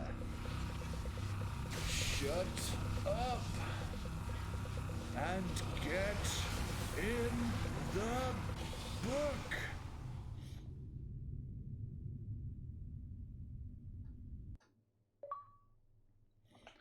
Not living the dummy's night. Survived the game to completion. You're R.L. Stein, the one and only. Thanks for distracting Slappy all day nightmare. That was for finishing the game in 300 turns or fewer. How to I Learn to Fly was for finishing the game in 175 turns or fewer. But Slappy had gotten loose and released the rest of the monsters as well. We followed Mr. Stein around town as he trapped each monster inside the book he came from. It took most of the evening, but after we trapped the final ghoul, it was time to say goodbye. Thanks again for your help, but I must be going. My daughter and I need to reach Madison by Friday. Daughter? Madison? Like in Delaware? Madison? I said nothing. Forget everything you heard. Time to go. Hey Mom, sorry it's late. Chad and I were about to head home. Oh, you bet you were. You get back here this minute. We had the craziest day, you wouldn't believe. Save it. I don't want excuses. I want to know what on earth you did to the house. I mean, honestly, 175 turn, I expect this kind of thing from Chad, but my goodness. Everything's on the floor, you left the fridge open, I can't even talk about upstairs, I'm so angry! Just wait until your father gets home. We're gonna have a serious talk about video game privileges.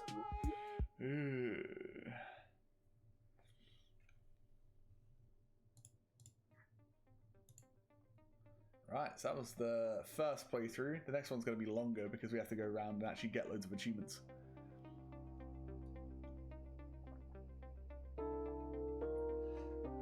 Actually, skipped a lot in the mall just to go right to the end.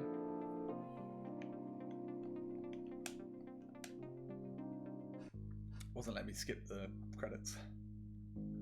The other dummy!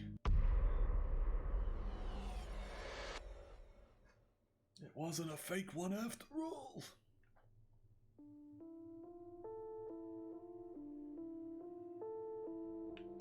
Right, let's just jump straight back in, show me.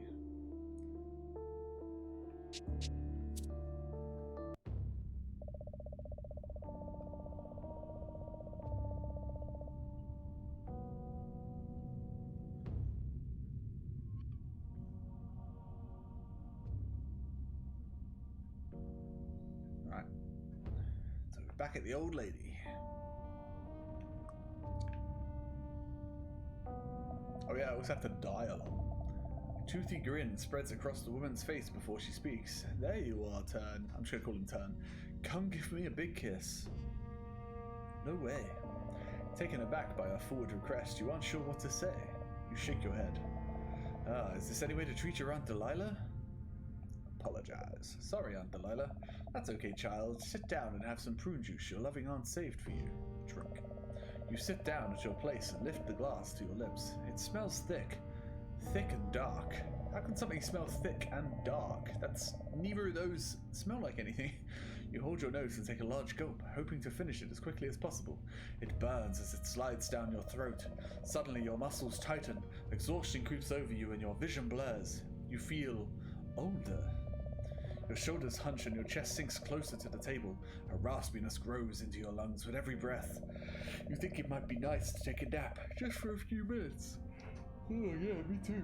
Oh, feeling that. As you close your eyes, you look up at Aunt Delilah. She's laughing.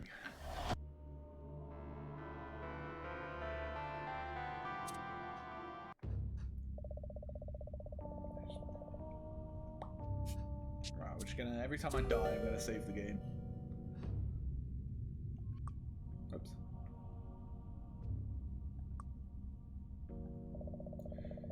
Hold your nose and take a big gulp of the glass. It goes down easier than expected. After a moment, your vision grows cloudy and a wave of exhaustion washes over you. You feel incredibly weak. Wrinkles stretch across your hands and arms. You struggle to think of a way out, but you're just so tired. Maybe you'll come up with an idea tomorrow. You lie down on the floor, ready for a nice long nap. We died again.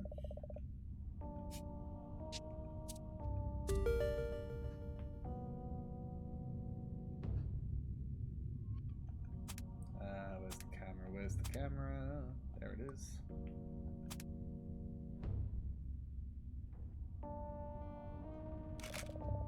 You center the subject and snap, say cheese and ding. Take a photograph using the haunted camera. You center the subject and snap a picture. A moment later, the photograph slides out.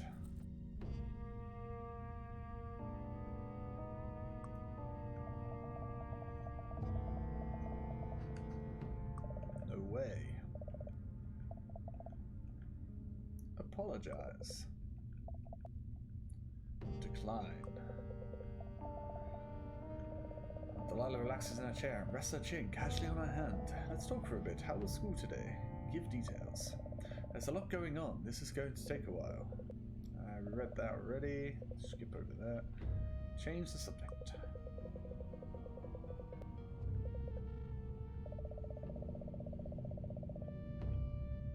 Keep talking.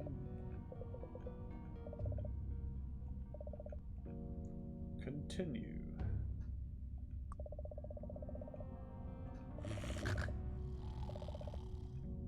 Let her sleep. I'm gonna fuck her up again.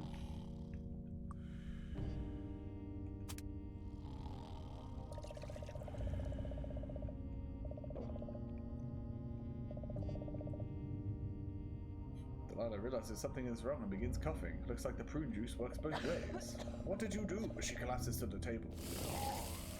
Bye, Iggy. How dare you?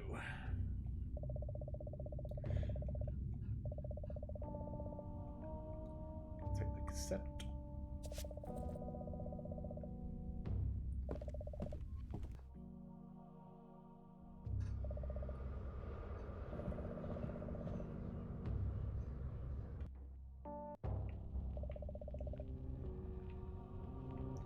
Hang the painting, if I can find it. Yeah, there are so many things that we just skipped over, like the chess. There's like 2 things I can think of in the mall that we skipped over.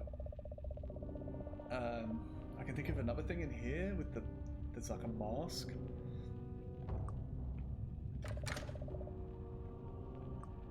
We skipped a lot, essentially.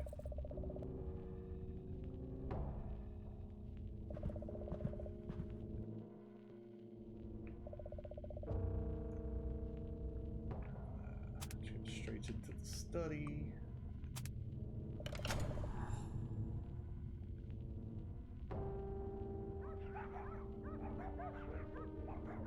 Where are the dogs?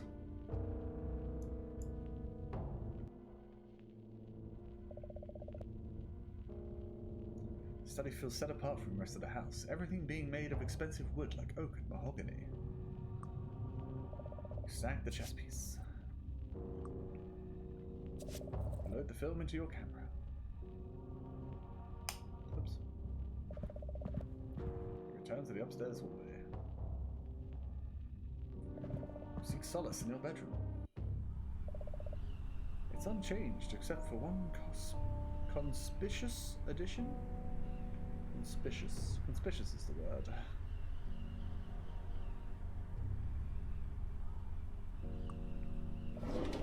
Slide the nightstand drawer open.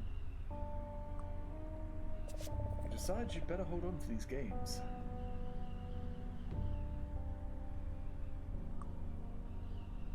Smell. No, I'm good. You pull the clothes up and shove them into your backpack.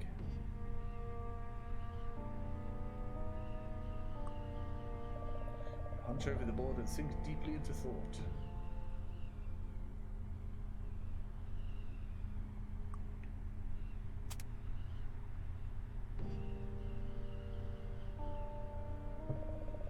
Place the knight on the board.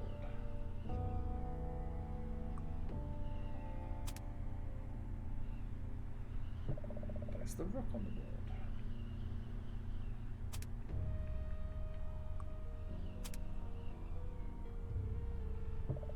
Place the queen on the board. With the final piece in place, you hear a small click as the lower compartment slides open. Coney 2012. A listen man. You take the cassette player from its compartment. You duck into the bathroom for a moment.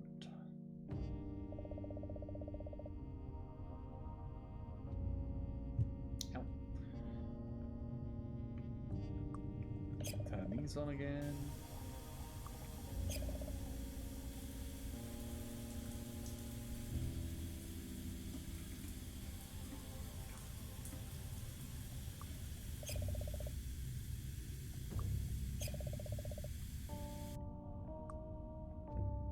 I forgot to look at this.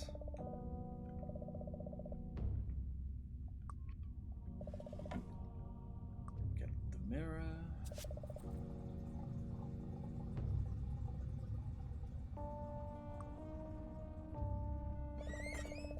Non-useful item from your interior, such as the toy dino, truck, games, etc., and use on orders. Okay.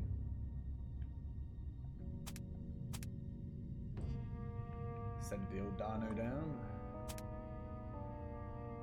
You hold the toy dino out over the chute before letting go. It bangs against the chute walls on its way down.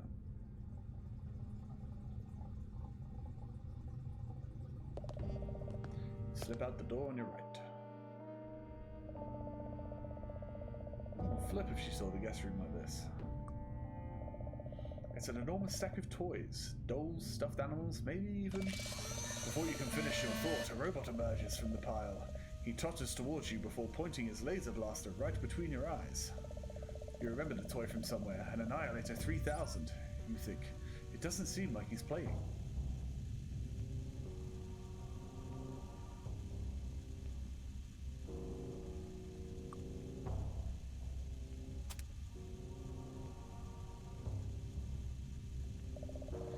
To be intimidated by a toy. You chuck the toy truck directly at its head, but it bounces off.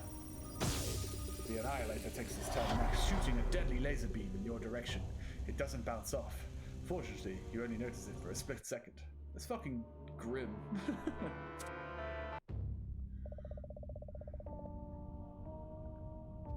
Okay, I don't have the dino.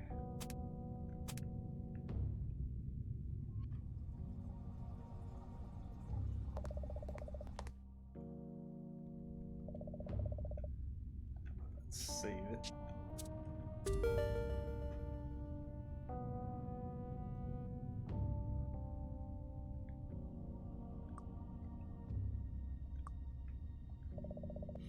Pull open the drawer. Take the film. Sneeze. Nope. Yeah. Ah, there we go.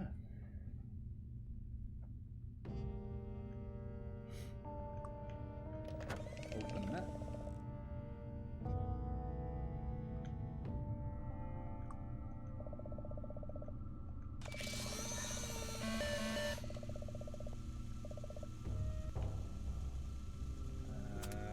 Camera. Hey, Bennies. You center the subject and snap a picture. A moment later, the photograph slides out.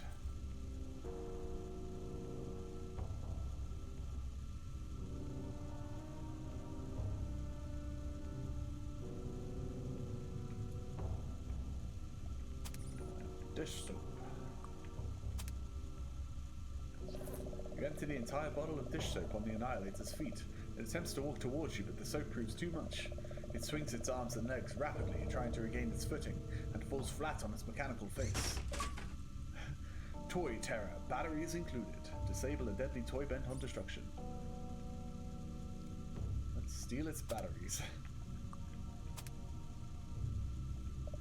Carefully unscrew the panel on the back of the robot. Just take those, you pop the batteries out of the Annihilator and pocket them. The robot abruptly stops moving without another sound.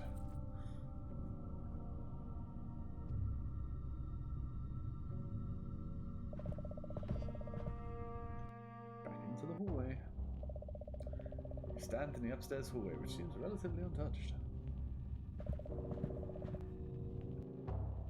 Oh, look, Benny's came to join us.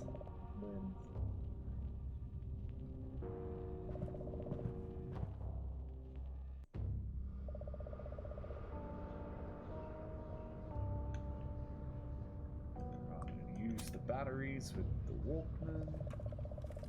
Pop the batteries into the cassette player, each one slotting into place. I'm going to use the cassette on the player. The cassette slots into the player perfectly. Wait, no, it won't shut. You turn them both over in your hands, searching for the one detail you missed. Aha, you try flipping the tape over. Yep, it was upside down. Fits perfectly now. Hi, Egg Boy. Benny's and Egg Boy. I'm going to give this to the kid. You press play and a funky tune plays from the speakers. The boy smiles, swaying back and forth to the rhythm.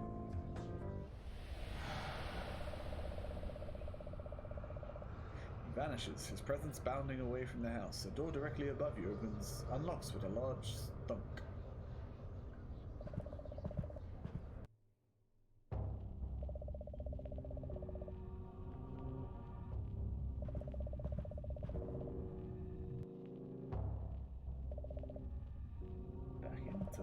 Mum and Dad's room. Quite worried what else they're storing in that chest at the end of the bed. Glad we don't see everything.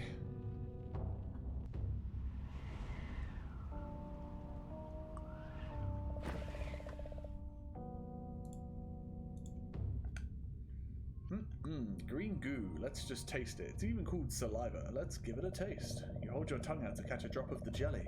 It tastes decent enough, but things take a disastrous turn. Your tongue feels especially heavy at first. Then you feel your facial muscles locking into place. You try to run, but you can't move anymore. You trip and fall, solid to the floor. You turn your head just enough to see the truth. You've been turned to stone.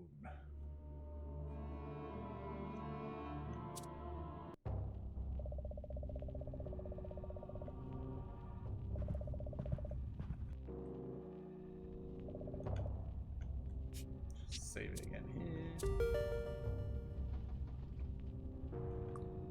Open that.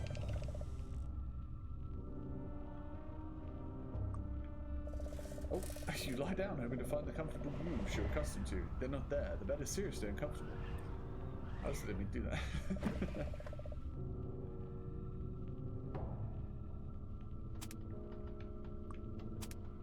Get us some saliva.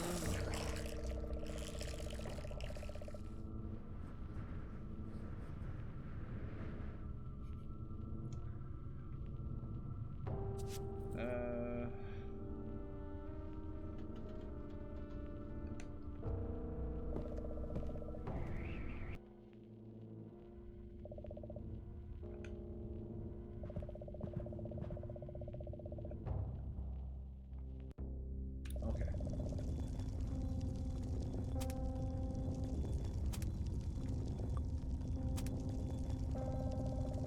Wedge the screwdriver into the coupling and leverage to open it up. It doesn't take much, but the pipe bursts open and gobs of gross goop gush out. Quick, use the toy truck. That'll work. You drop the toy truck into the ooze. It vanishes inside with a deafening fall. With a sharp jerk, you're pulled downward into the mass of goo. It leeches every ounce of hope from your body and you give up.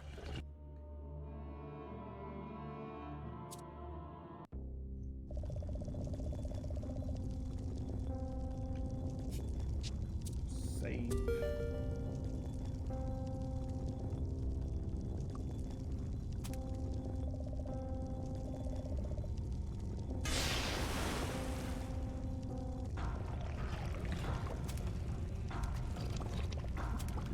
Camera.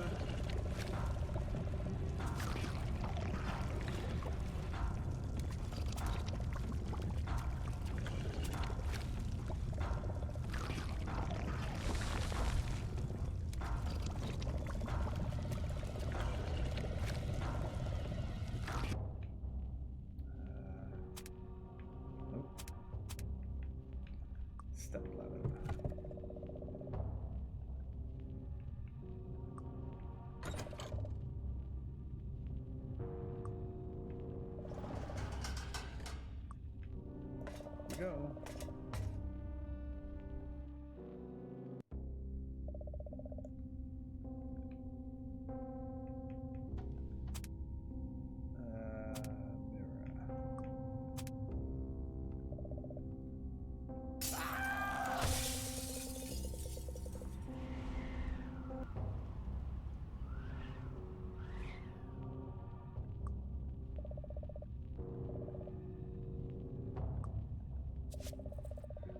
that.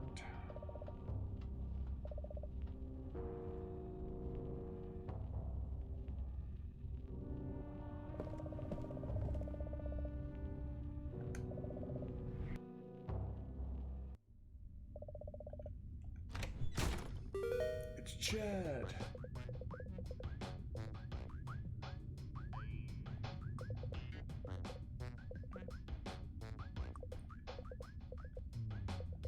Let's just skip through this. We read all this one.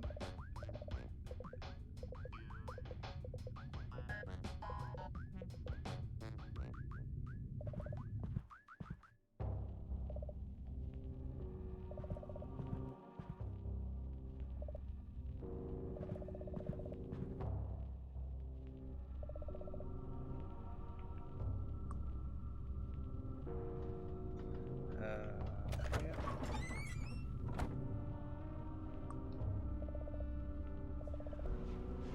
Take that, go through here.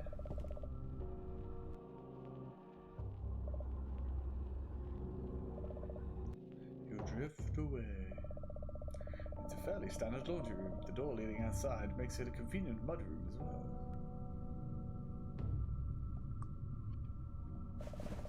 Dig through the laundry and pull out a mask. There's an unsettling energy about it, but you can't say no to a free mask. You take it.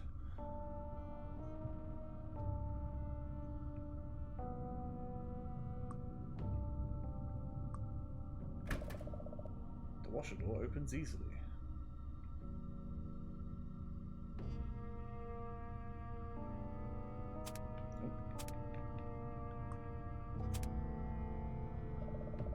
Since you're home, there's no reason not to tackle some chores. You drop a load of dirty clothes into the wash.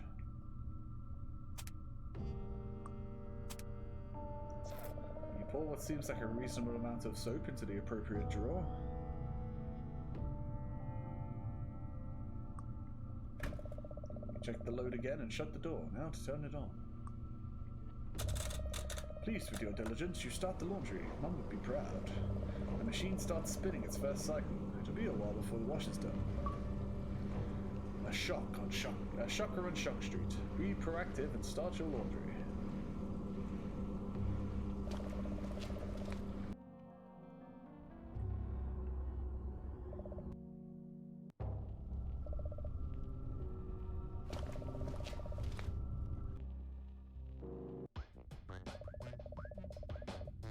Brother Chad has a wild theory about his upbringing.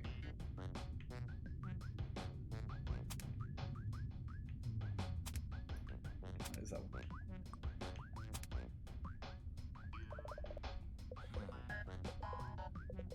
Right, this.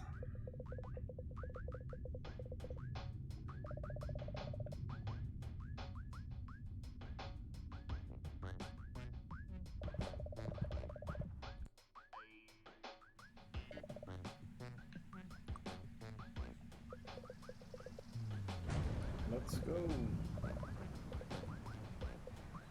Still out of school.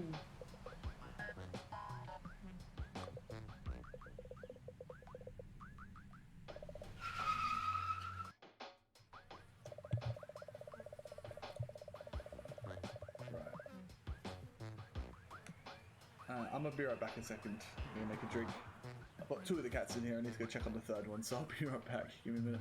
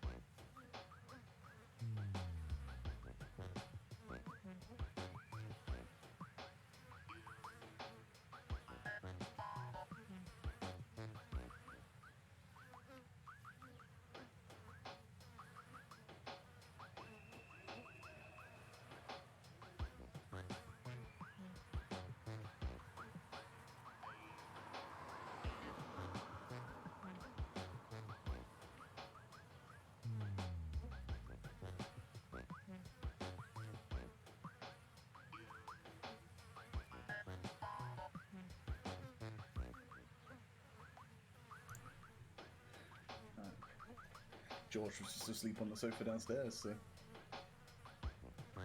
Where did we get to? Okay, we're there. Away we go!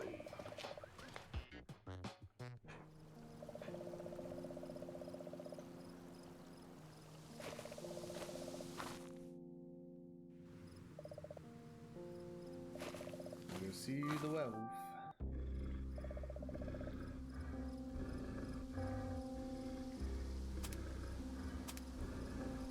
See if he wants my toy truck.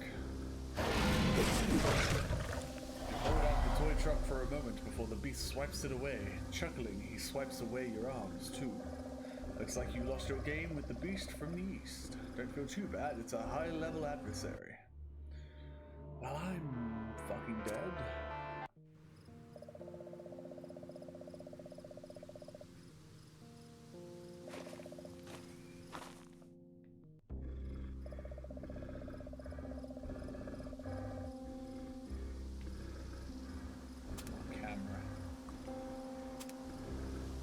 Click.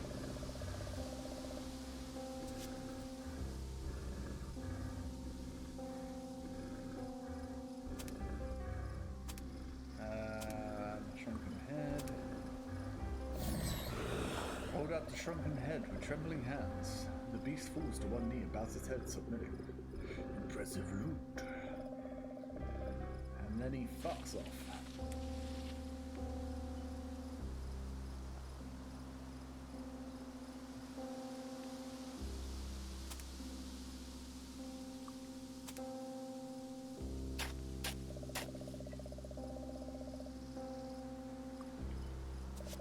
Take that.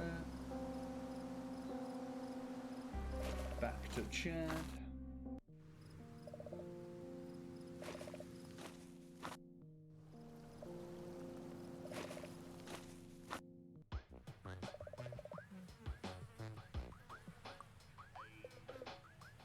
Let's go to the mall.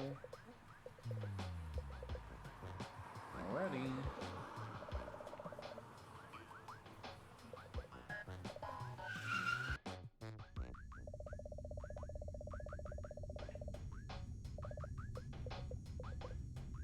Let's go stop Slippy.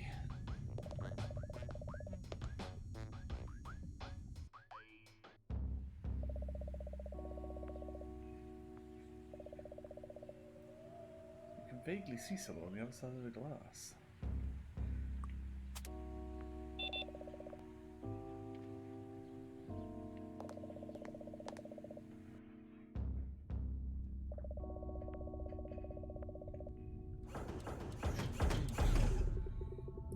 No, the mall is closed for the day.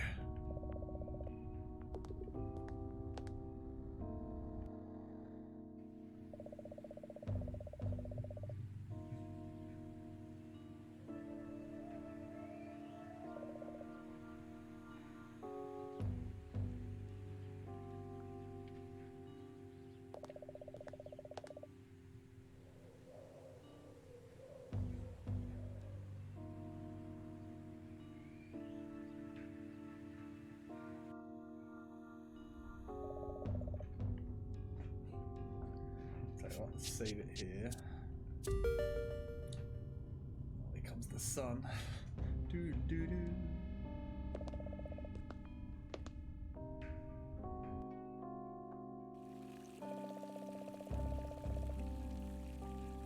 That's the wrong way.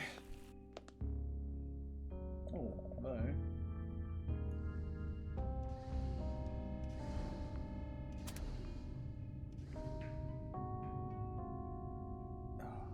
There's no point me taking a photo of him if he's just going to kill me, so I'm going to keep the photo, am I? Continue further into the mall. I thought I made myself clear. The security guard throws you to the ground, jabbing a mechanical knee into your neck. You helplessly struggle, but you got fucking beaten. As he reads you your rights, you have the right to stop moving. He exercises it for you.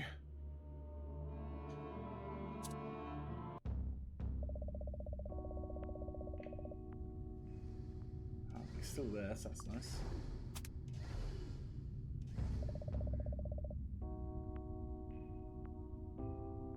What?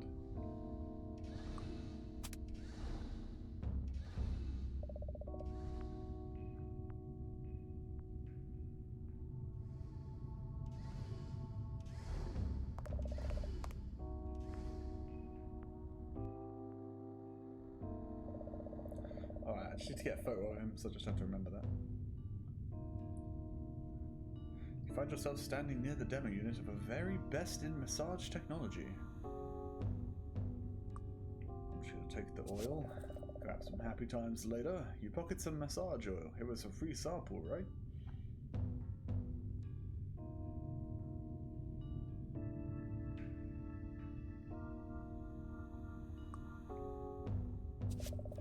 This might be worth reading later, so you tuck it away.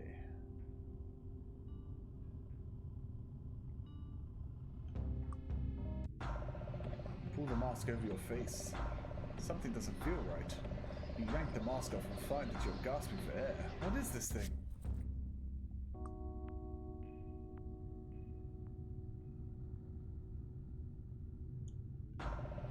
Pull the mask over your face. Ooh, the facelifter. Out of options, you sit down in the facelifter and lean forward so the mask is pressed against the machine. Crossing your fingers, you hit the on switch and grit your teeth.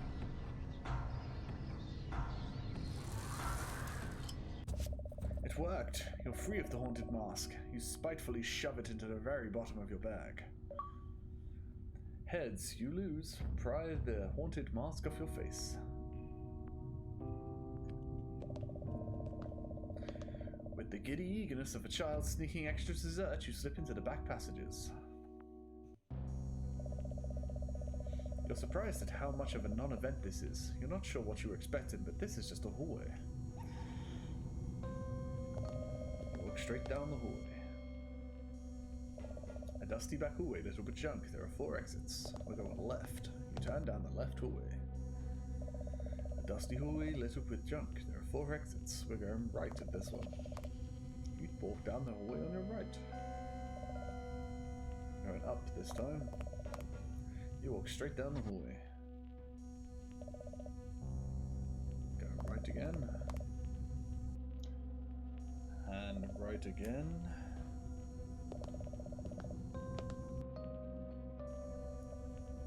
Then left. And finally up.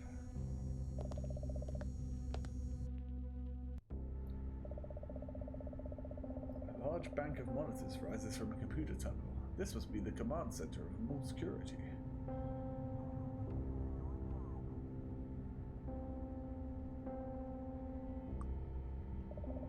Stuff strewn all over the control panel. How does security get anything done in this mess?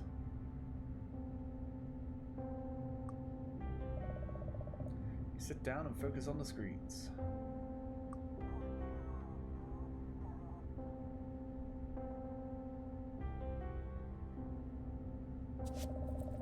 Decide to keep the candy store there. You steal the shoplifting report. You roll up the magazine and find a place for it in your backpack. You check to make sure nobody is watching and casually slip the security photo in your bag. You take the note.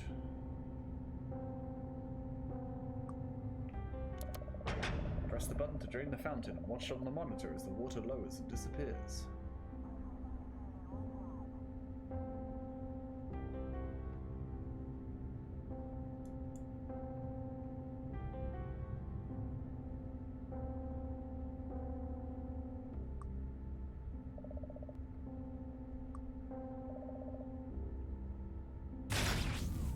Pop that hollows your stomach, the world goes black. Someone or something must have severed the power line. Darkness stretches in every direction. Duck to the left, narrowly avoiding a pile of boxes in the path. Small voices echo down the hallway. It sounds like they're coming from this way.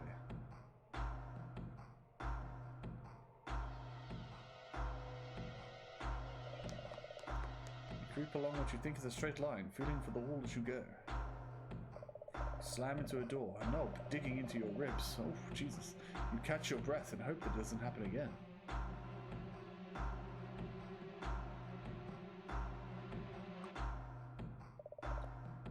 You squint in the darkness. General vague shapes begin to take form, but not enough to move with any confidence.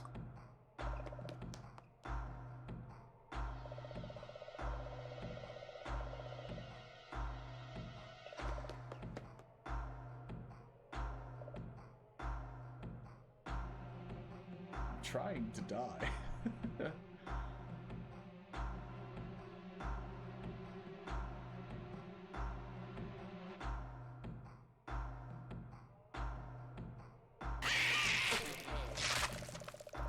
Sometimes doing nothing is worse than doing the wrong thing. At least now you know better.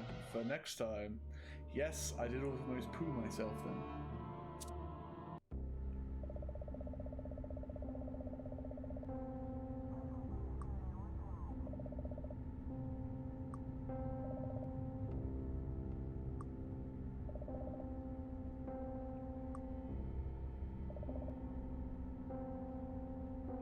Okay, I'll do that again.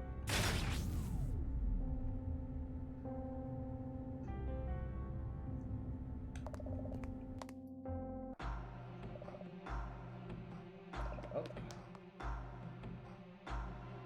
Up again. Right.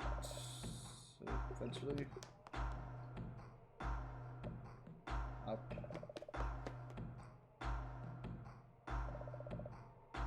Up. Right.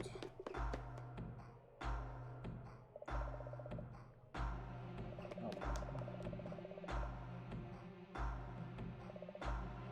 Up again. Just up, right, up, right, up, right, up. So, right this time.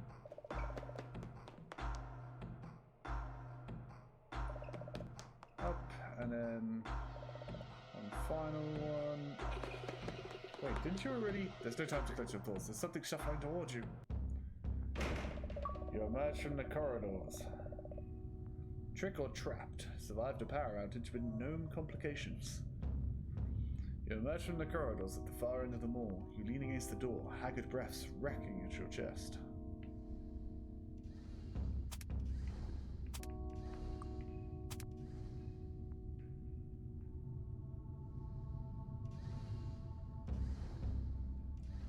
Nope. Okay. Well, take the film.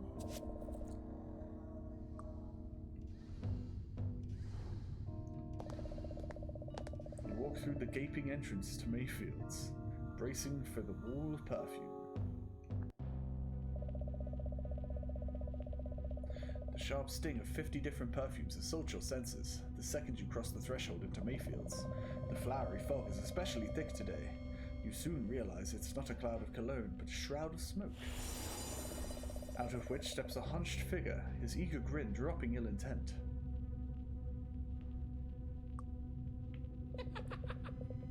Cronby's my name, and if ye be a sport, I'll present you with one fine quiz of a sort. It's more of a riddle, yes, a riddle it be, and the only way past beyond here is through me. So here's the big moment, with no more delaying. Open your ears, child, it's your riddle I'm saying.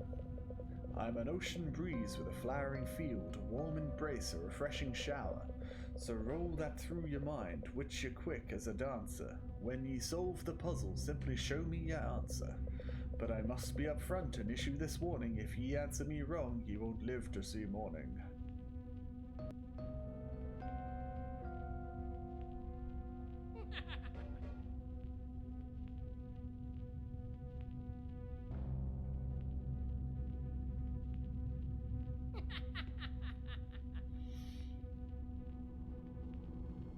I don't know. Horses? Do you want my horses book? Oh. No, I'm afraid that simply makes no sense, which means you must now face dire consequence. It's no mystery what Crombie has in store for you.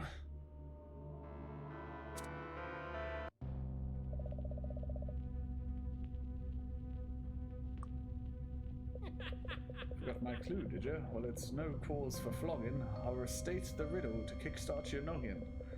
I am an ocean breeze and a flowering field, a warm embrace, a refreshing shower. Soap?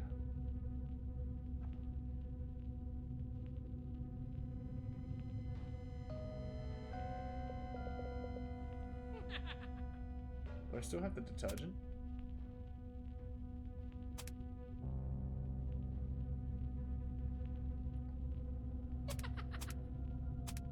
All I have is dish soap. Is that? Definitely not the massage oil.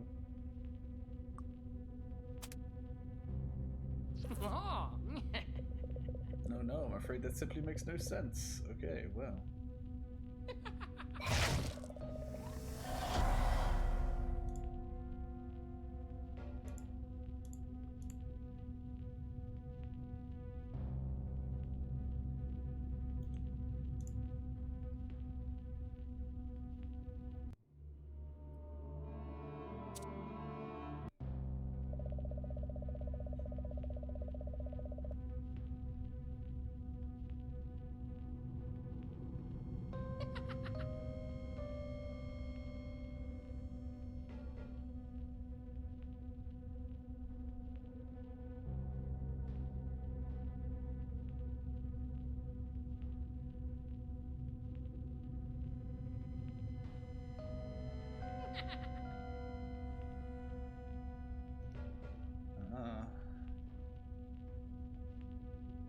It's this perfume here that I don't have yet.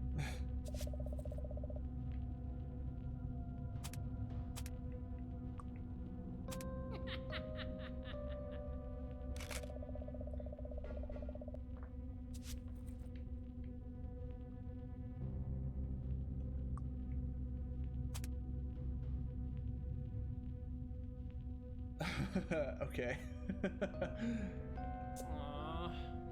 Oh, I didn't hear anyone come in, so that was that would have definitely got me. Well, there now, you got it. Something I didn't expect, so congratulations. Perfume is correct. Since you played by the rules, I should do the same. I'll leave you alone here, just as quick as I came. Deep in the jungle of retail. Correctly answer the riddle as if your life depended on it.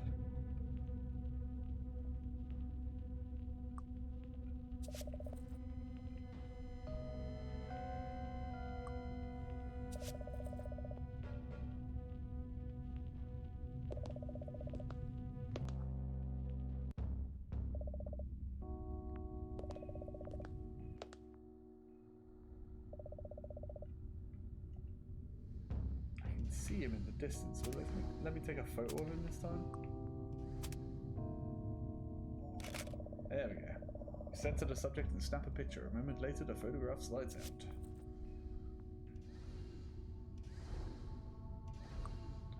I'll take a t-shirt. You fold the t-shirt into your bag. Jack would probably get a kick out of it. What's it say? What's in anime?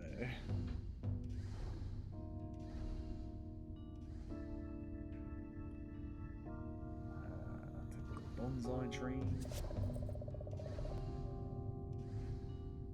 Take a calendar. I was meant to read that. You've been behind on things lately. Maybe this calendar will help.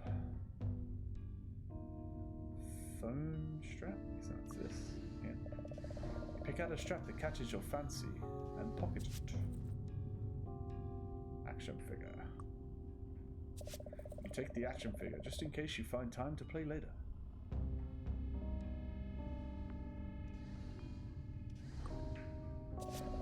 Never have too many playing cards. I mean...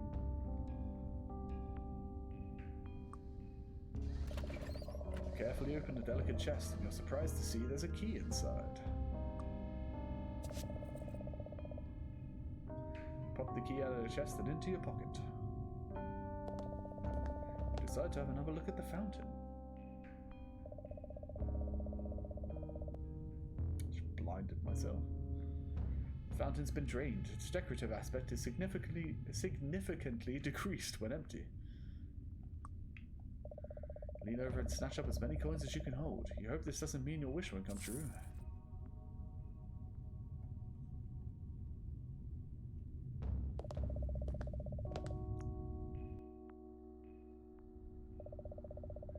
Seemingly endless rows of stores continue on either side of the mall. One kiosk stands alone. You eagerly rush into Zap's arcade.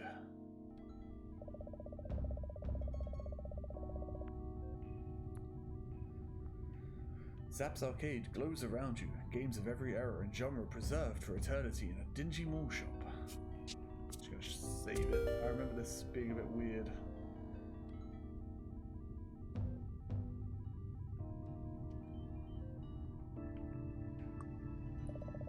step up to the skee ball machine and rub your hands together in anticipation.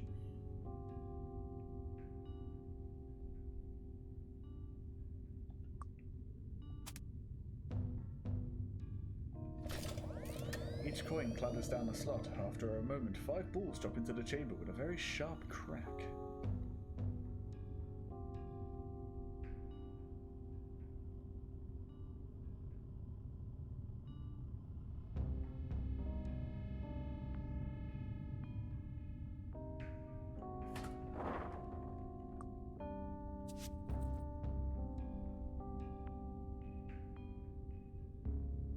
I had to get a perfect game, but roll the skee ball down the lane and watch in anticipation. Okay.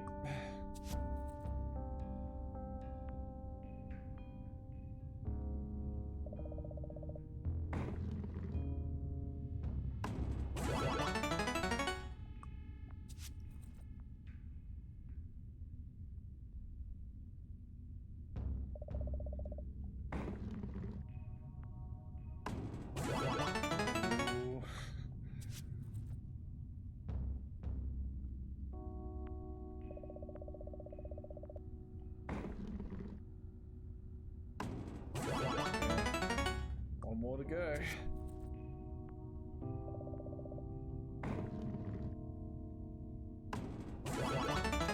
Nailed it. Earth geeks must go. Achieve a perfect game of skee ball. You tear your tickets out of the slot and take a moment to fold them up into a compact little ticket pile.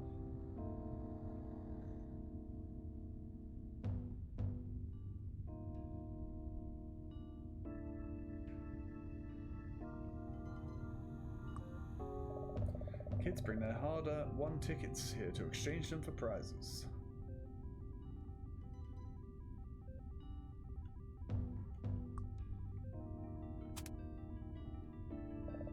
You put your tickets in the box, but it's not enough for available prizes. Dejected, you take them all back and skulk off.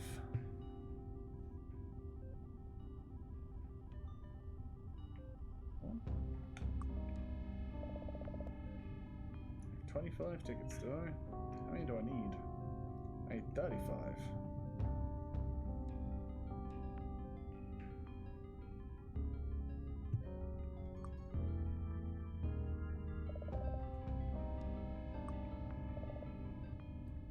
Okay, so here we go again.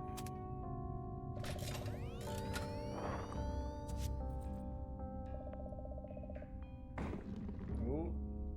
Oh.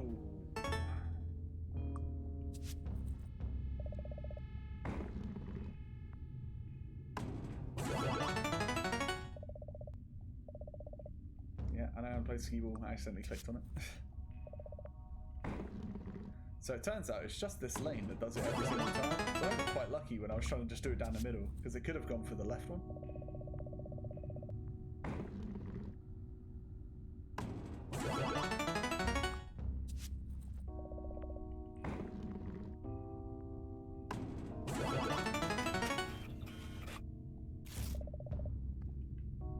How many do I have now? 47. I'll do.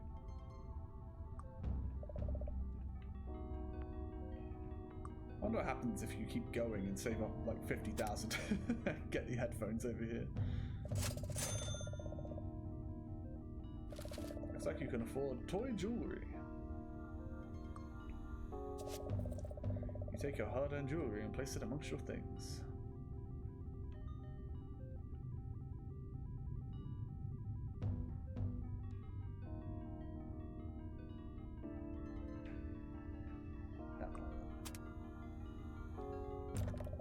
Turn the hat store key and the door unlocks immediately.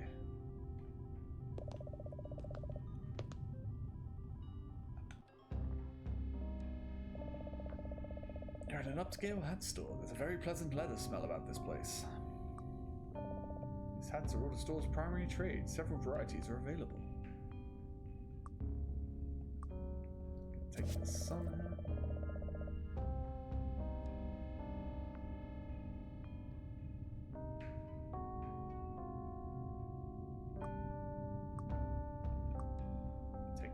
fedora. You swat some fuzz off the fedora before slipping it in your pack. Flapper hat. You secure the flapper hat. Derby hat. You pinch the hat for yourself.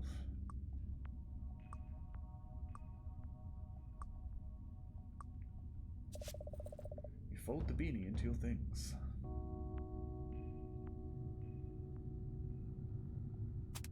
Cool, yeah, that's everything. Suspenders. You snag the suspenders for a rainy day. Grab the least offensive tie you can find.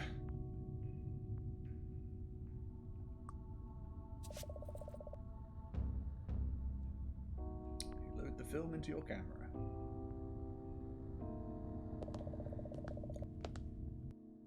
You duck back into the arcade for one more game.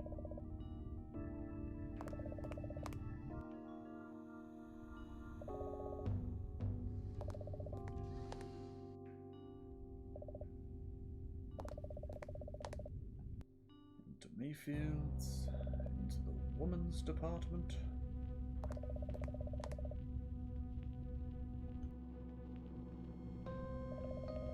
You stop in front of clothing display in the women's department. 3 mannequins stand arranged in odd poses. You carefully lift the mannequin, disassemble it, and place each limb into your backpack.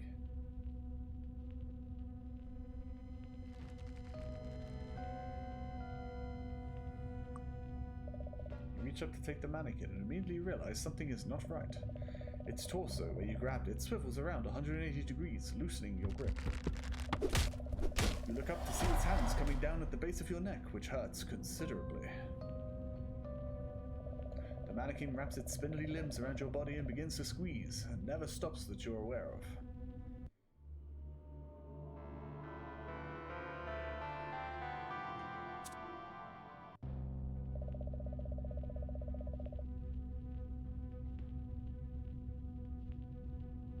That should have given me an achievement.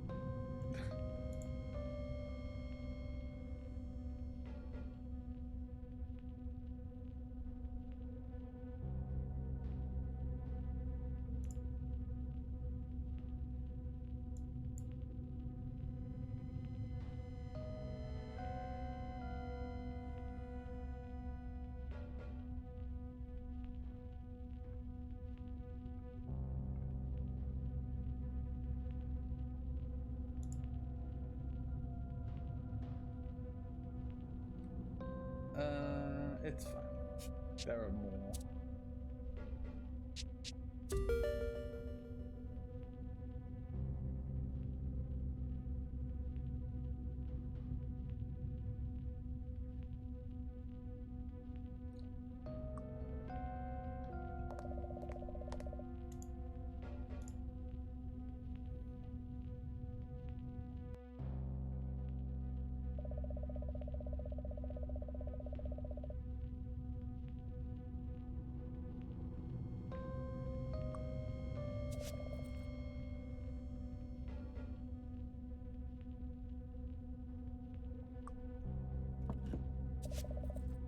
That was still the right one. Where's my camera? There. Center the subject to snap the picture. I say cheese and ding again. Let's take in pictures of the 7 most deadly monsters using the haunted camera.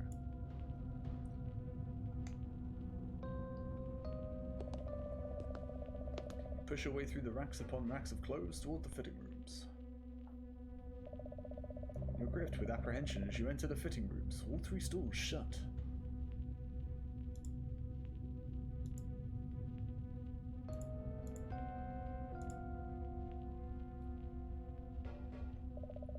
You peek underneath each door just in case something is lying in wait to attack. You don't see anything suspicious, but that doesn't mean you're safe. I can see the officer again there. Should we die to him again? See if he gives me it. Looking for a pair of boots, maybe? The security guard pushes you to the ground.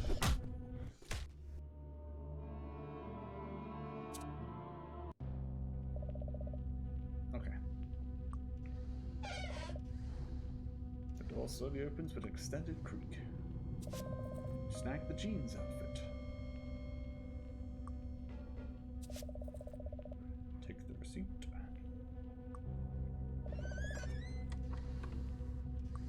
Take the red dress. You pilfer the red dress from its hanger.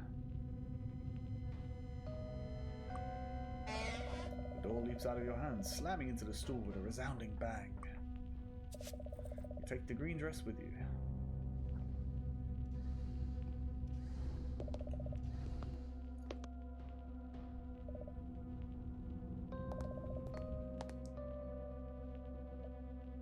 Into the shoes.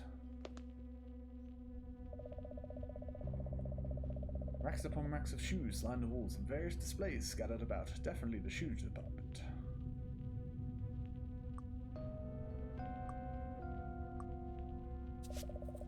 Take the sneakers. You fold the boots carefully and tuck them away. You walk over and sift through the men's shoe section before looking for anything of note. You find nothing. You scoop up the slippers. Collected the red heels. Brannock. I'll take that as well. You always wanted one of these as a kid. They look so cool. You take the Brannock device and slip it into your bag.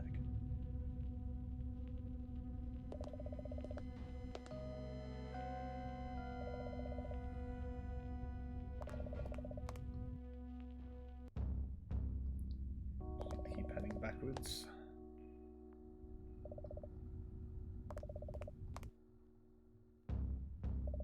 Always right behind me, but luckily I have to go into here.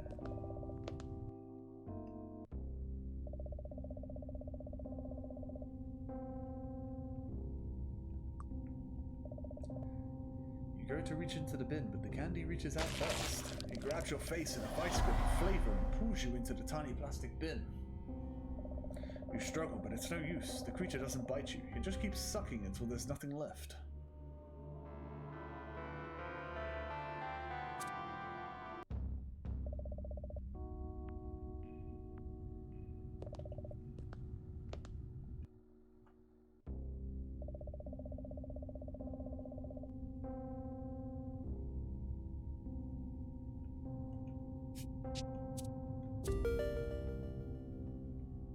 So, what's the achievement I should have got? Dying 10 different ways. That one. Okay.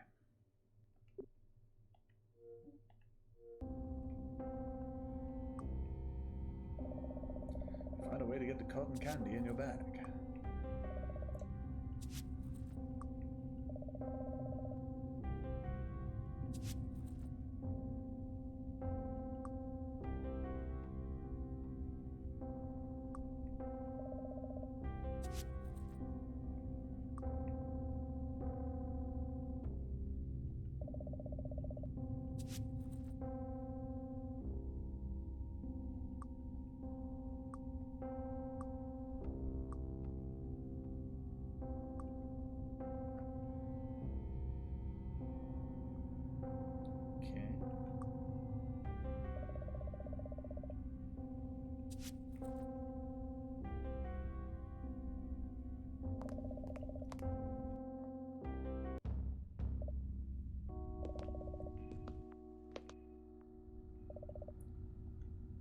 Take the tray.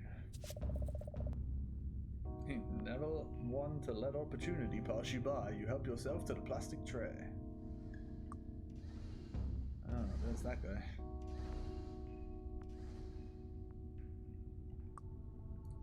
Take that.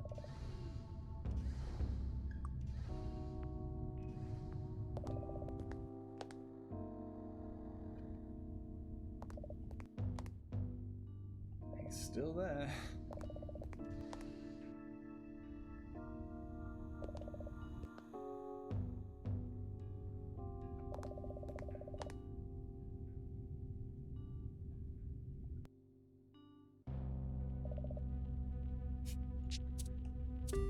Save.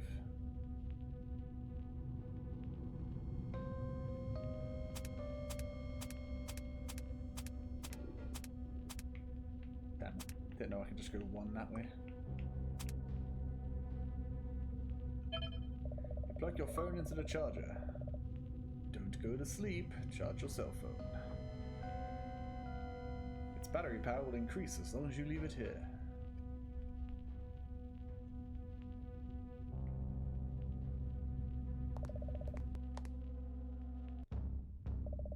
He's right behind me.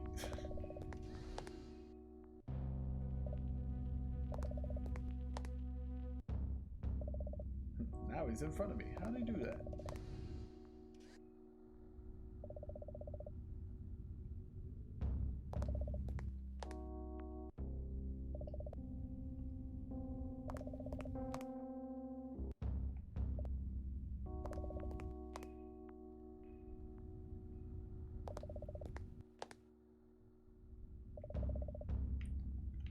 Okay.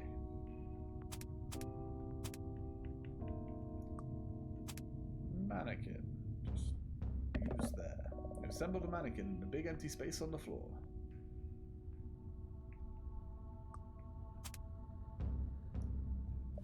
Slip the outfit onto the mannequin, and after several minutes of fussiness, decides it fits.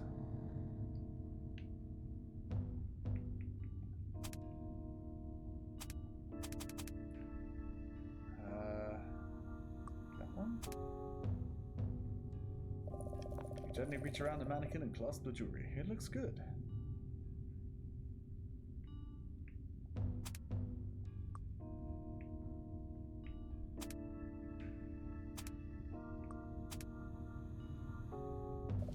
Place the shoes on the mannequin's feet.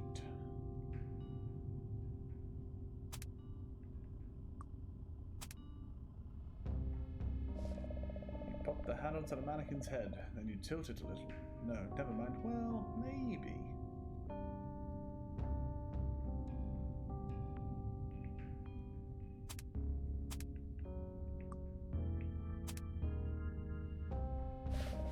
Place the cotton candy on the mannequin's head to serve as a makeshift wig.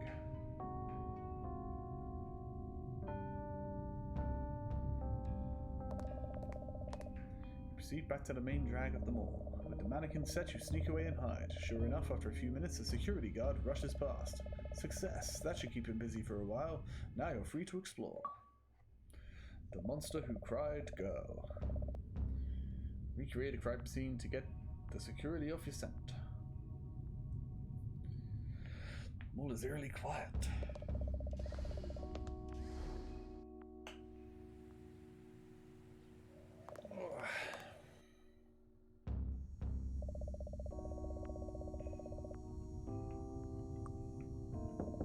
Peek in the window and knock to get your brother's attention. He presses his lips tight against the window and blows, expanding his cheeks in a ridiculous grimace.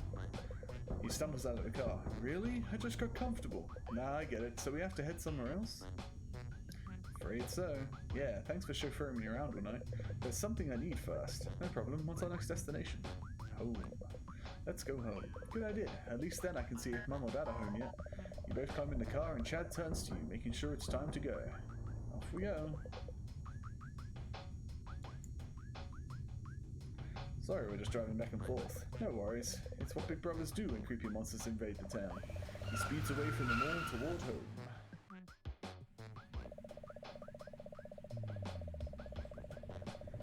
Standing outside the haunted version of the house. Your brother Chad's there too.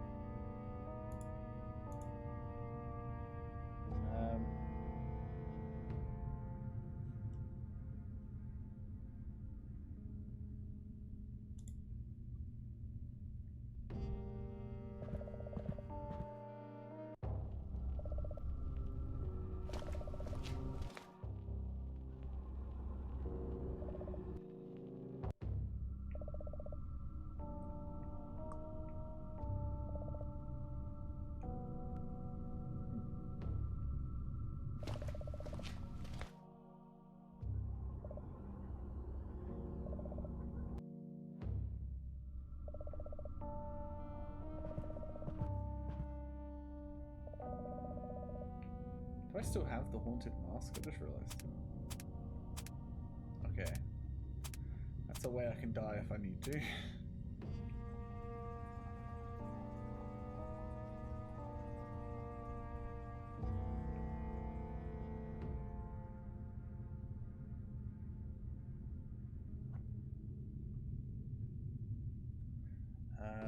Take the items back from the laundry chute, dropping the deck of cards, Brannock and Bonsai Tree should yield one of the necessary items each time. You should drop one each.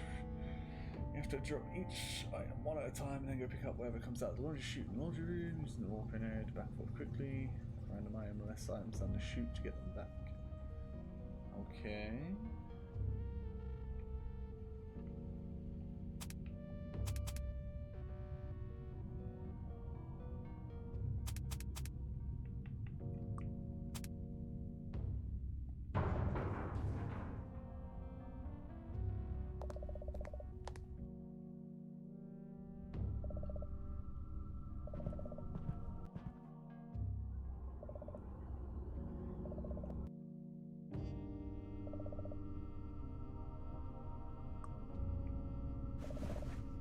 Pull out a beanbag, you shrub, fold it into your items.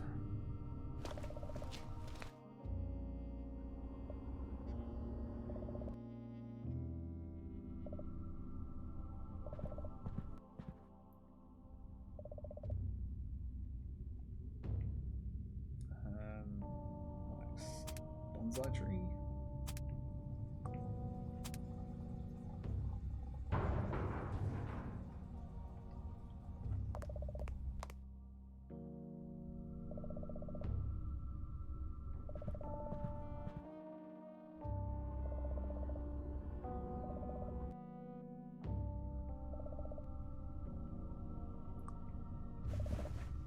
Pull out a monitor.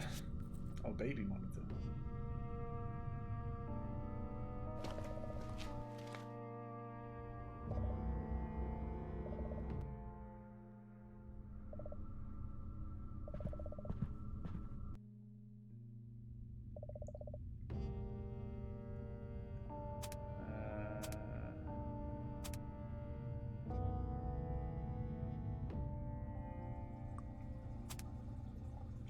Brannock down there.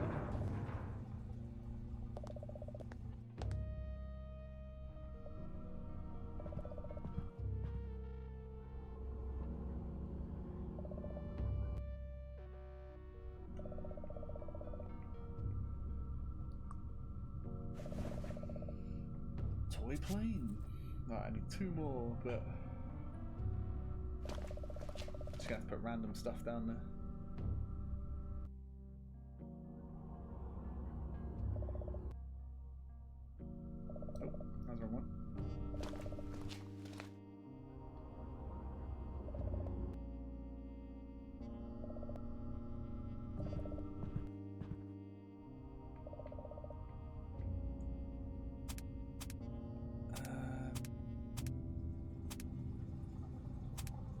Let's put my truck down there.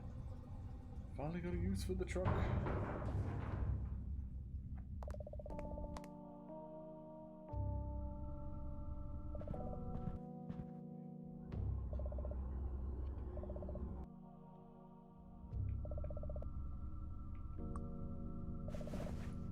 Put out cards. Ah, they're my cards from before.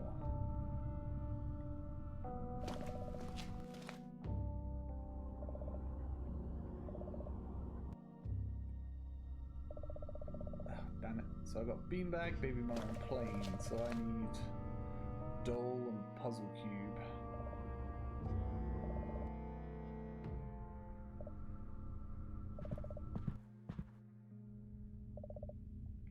What happens if I put the cards back down there?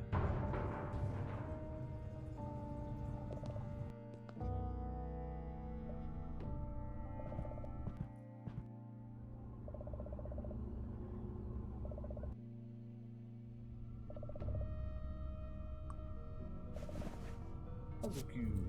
Alright, just need the doll now.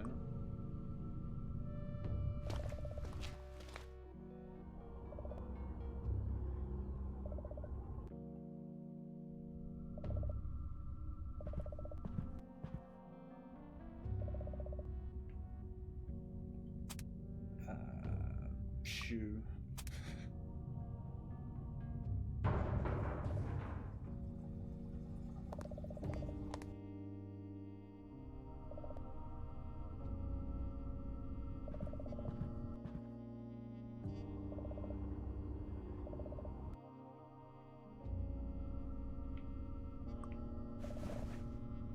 Got my cards again.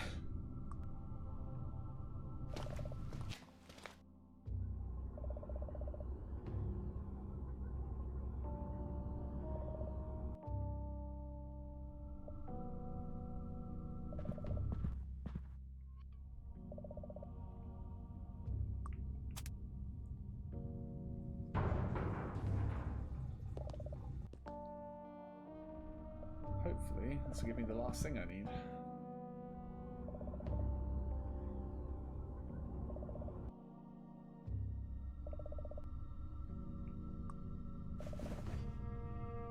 My truck. That's not what I need.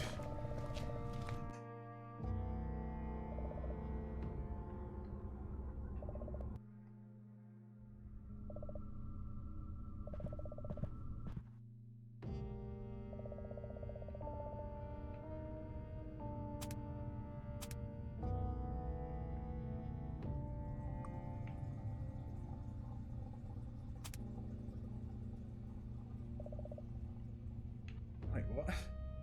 What did that say? You don't want to risk it, not with the talisman. Okay. What about the decorative plate?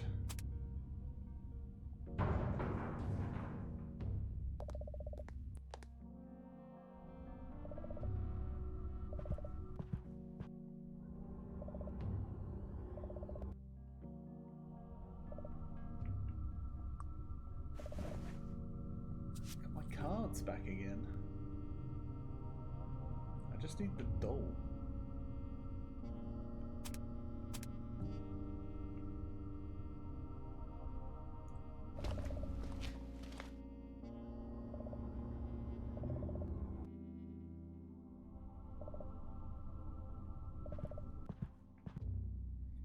So far the cards have been the luckiest.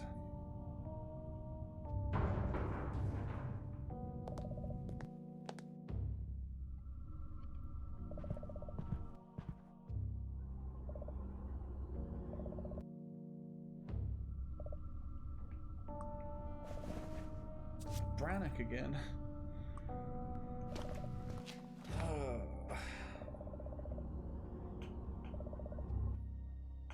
This is horrendous. This is random.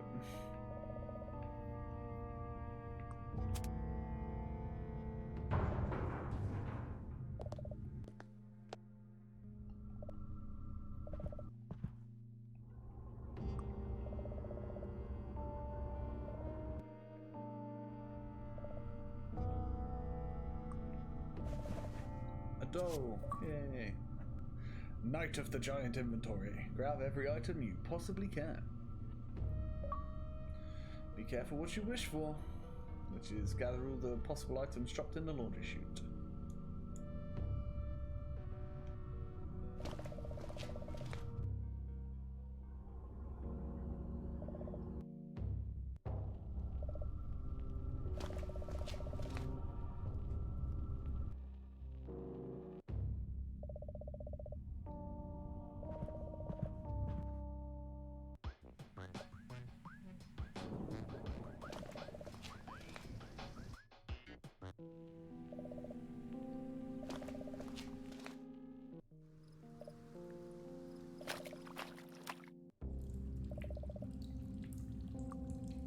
Jump. With a running start, you dive into a big black hole. You fall for what seems like hours, falling. This might have been a mistake. There's my 10 deaths achievement, which I actually got after 12, so go eat worms.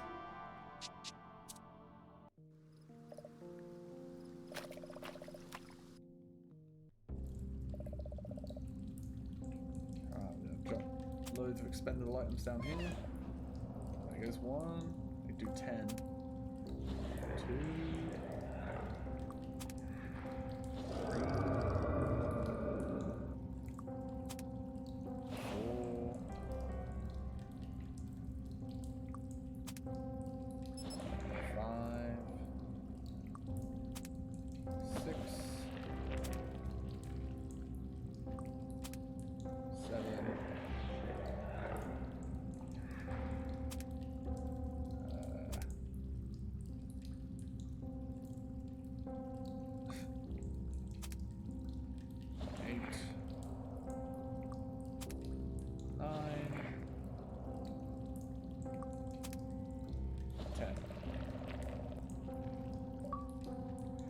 creep from the deep.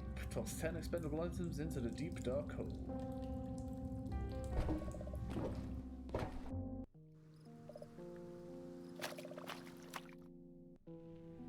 Go back to my brother.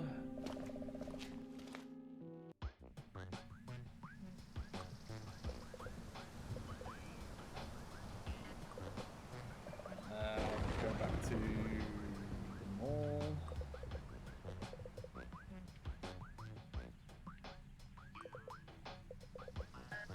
That's the space.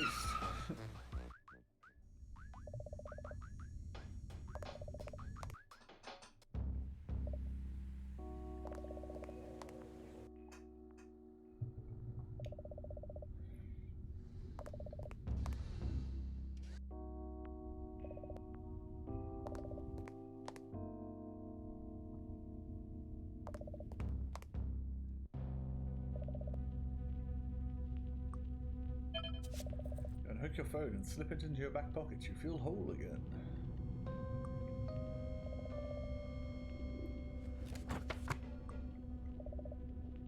Memorize the number for Goolberg.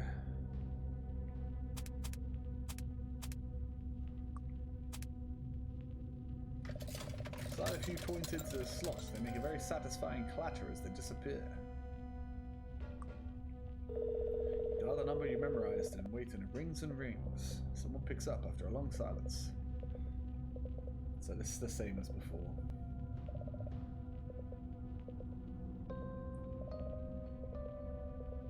Skipping through all this because it's all the same.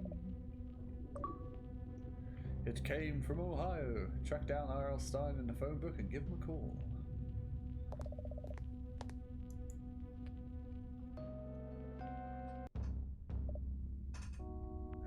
Sun keeps coming through in the worst place.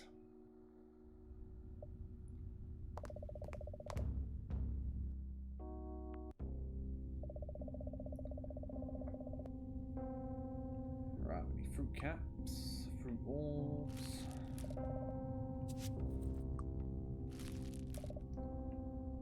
Prince.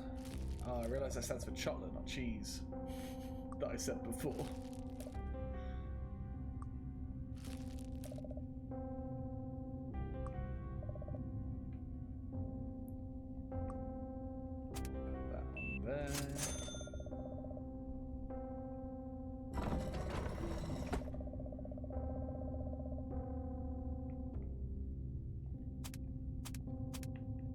On.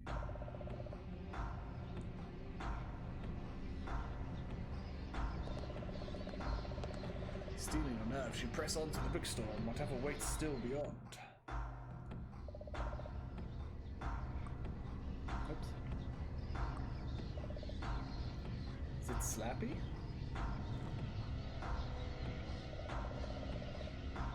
Where's Slappy? I'm ready for him. Didn't make me jump that time, Slappy. Or Slippy, as I should say. Or Sandwich Head, or Brain, or whatever they called you.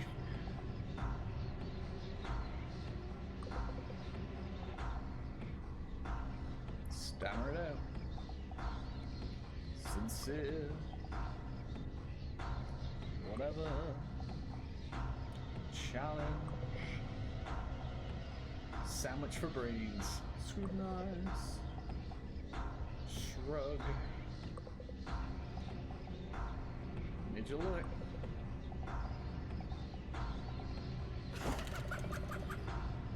Fight back. Not so fast. Just gonna mash through this.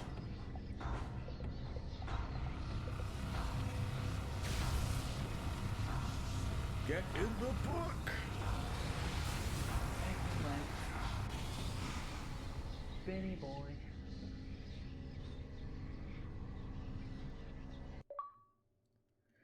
It's only a nightmare. Complete the game without ever using the cell phone. You're R.L. Stein. My friends call me a monster. Defeat Slappy while wearing a haunted mask. The one and only. Oh, you were listening?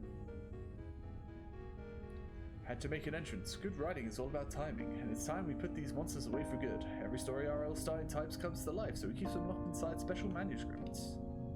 But Slappy had gotten loose and released the rest of the monsters as well. We followed Mr. Stein around town as he tracked each monster inside the book it came from.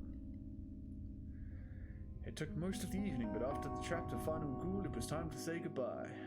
Thanks again for your help, but I must be going. My daughter and I need to reach Madison by Friday. Daughter? Madison? Like in Delaware? Oh, I said nothing. Forget everything you heard. Time to go. Hey, Mom. Sorry it's late. Chad and I were about to head home.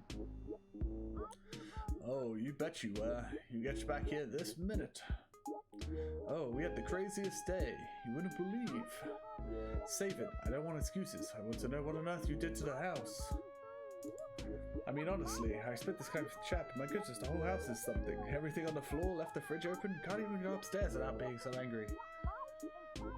Just wait until your father gets home. We're gonna have a serious talk about video game privileges.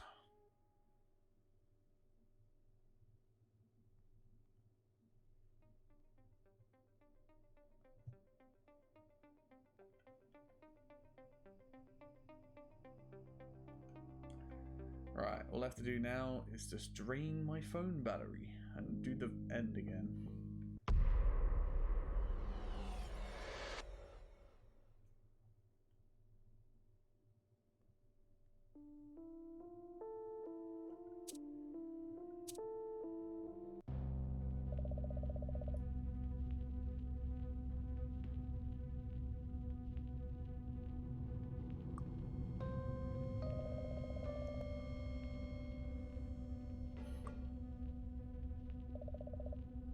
%.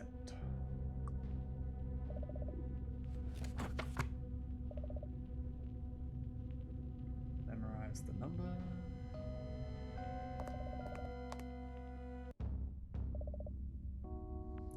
He's back.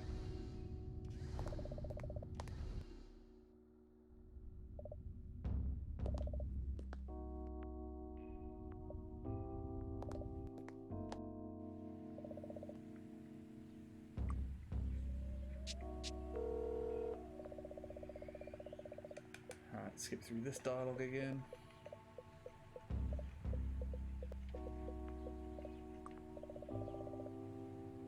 Okay, what are we at?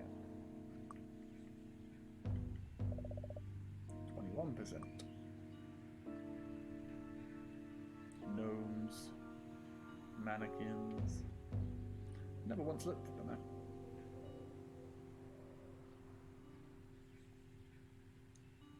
I'm guessing they're like places you can't go anymore. The red ones.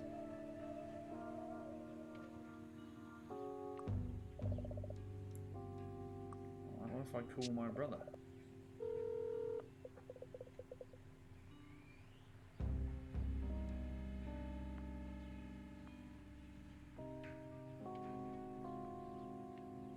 I didn't read what that said. 19%. Start to read Stein's number, but better think of it. He's probably driving. Better safe than sorry. Dial your brother's number. Just get comfortable, okay? Okay. I'll have the car ready when you get here.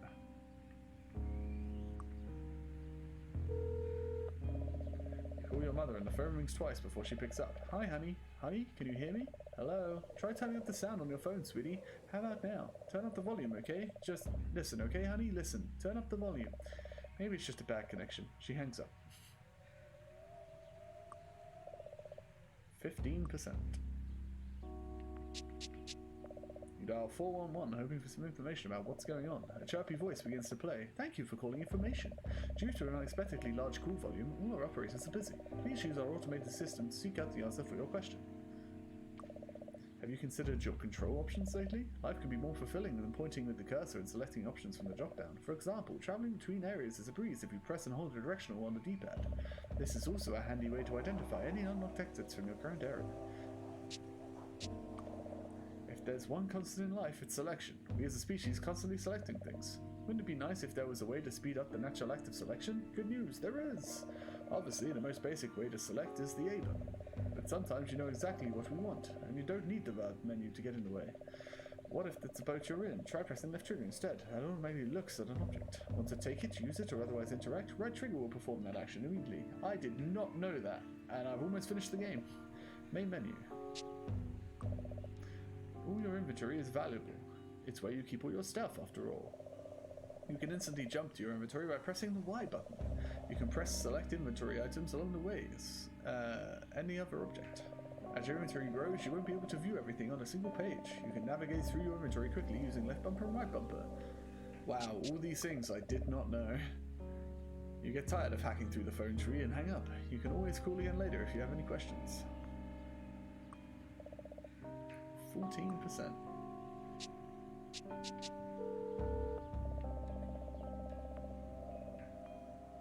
Hi honey, you know, it's sad how much weight matters in society. Weight is important, weight is the key to success, blah blah blah. Don't believe it? If you want to eat candy, eat candy. I mean, not too much candy, sugar is bad too, just never mind, eat your vegetables. Mommy loves you. She hangs up.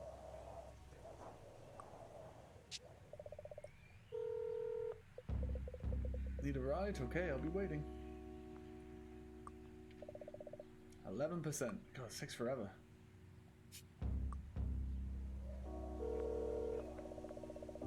Call your mother and the phone rings twice. Oh, Turn, can you make sure I remember to get the bookstore this weekend? The next book in my series is coming out and I have to read it before everyone at work spoils it. Bookstore, okay? Write it down. Love you.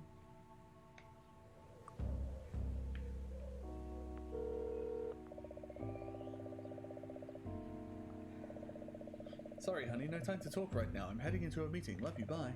She hangs up. 7%. Dial your mum's number and it rings twice, 3-4 times. She picks up. Sorry, honey, no time to talk. Heading into the meeting.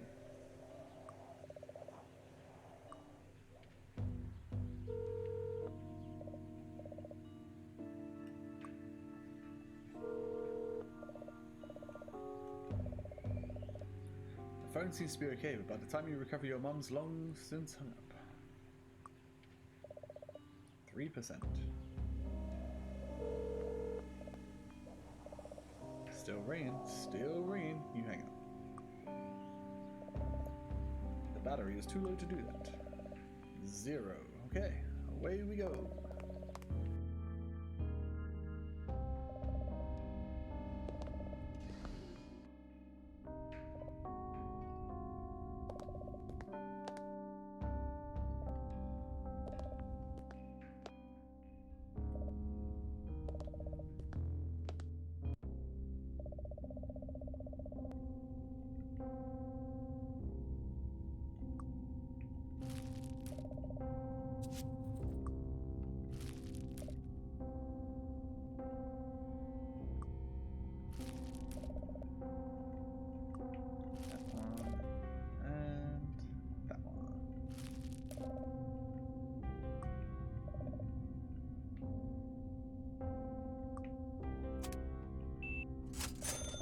Place your candy bag on the scale and wait.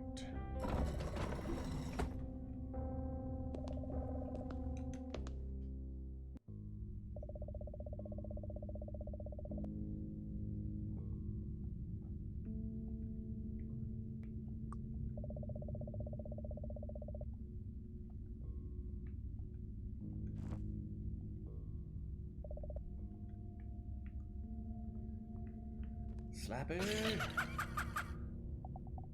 I'm so glad you could make it. What? Who are you? Skipping through all this again. It's the same options every time, so... whatever. Challenge. Scrutinize. Shrug. Major light. Fight back. Not so fast. Not so fast.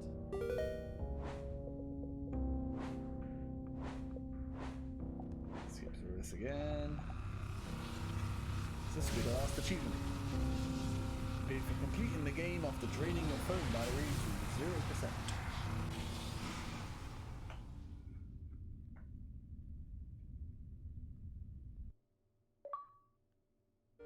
Danger time. Yep, that's it. You're R.L. Stein. One and only, thanks for distracting Slappy. Oh, you were listening? Had to make an entrance. Good writing is all about timing, and it's time we put these monsters away for good. Keeps them locked away inside special manuscripts. Rest of the monsters got released.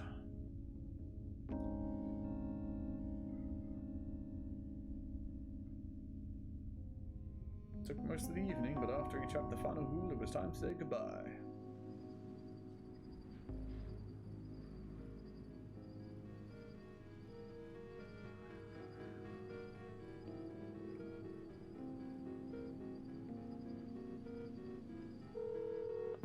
Time to go.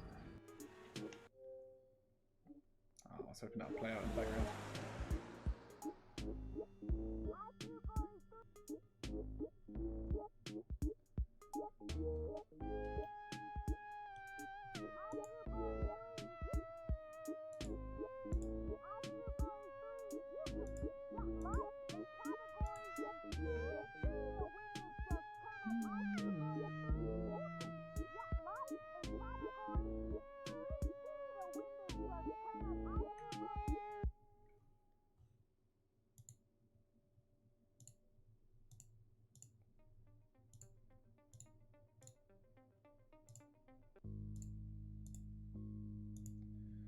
Cool.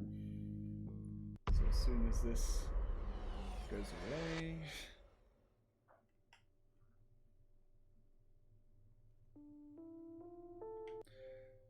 that should have been everything. Yep.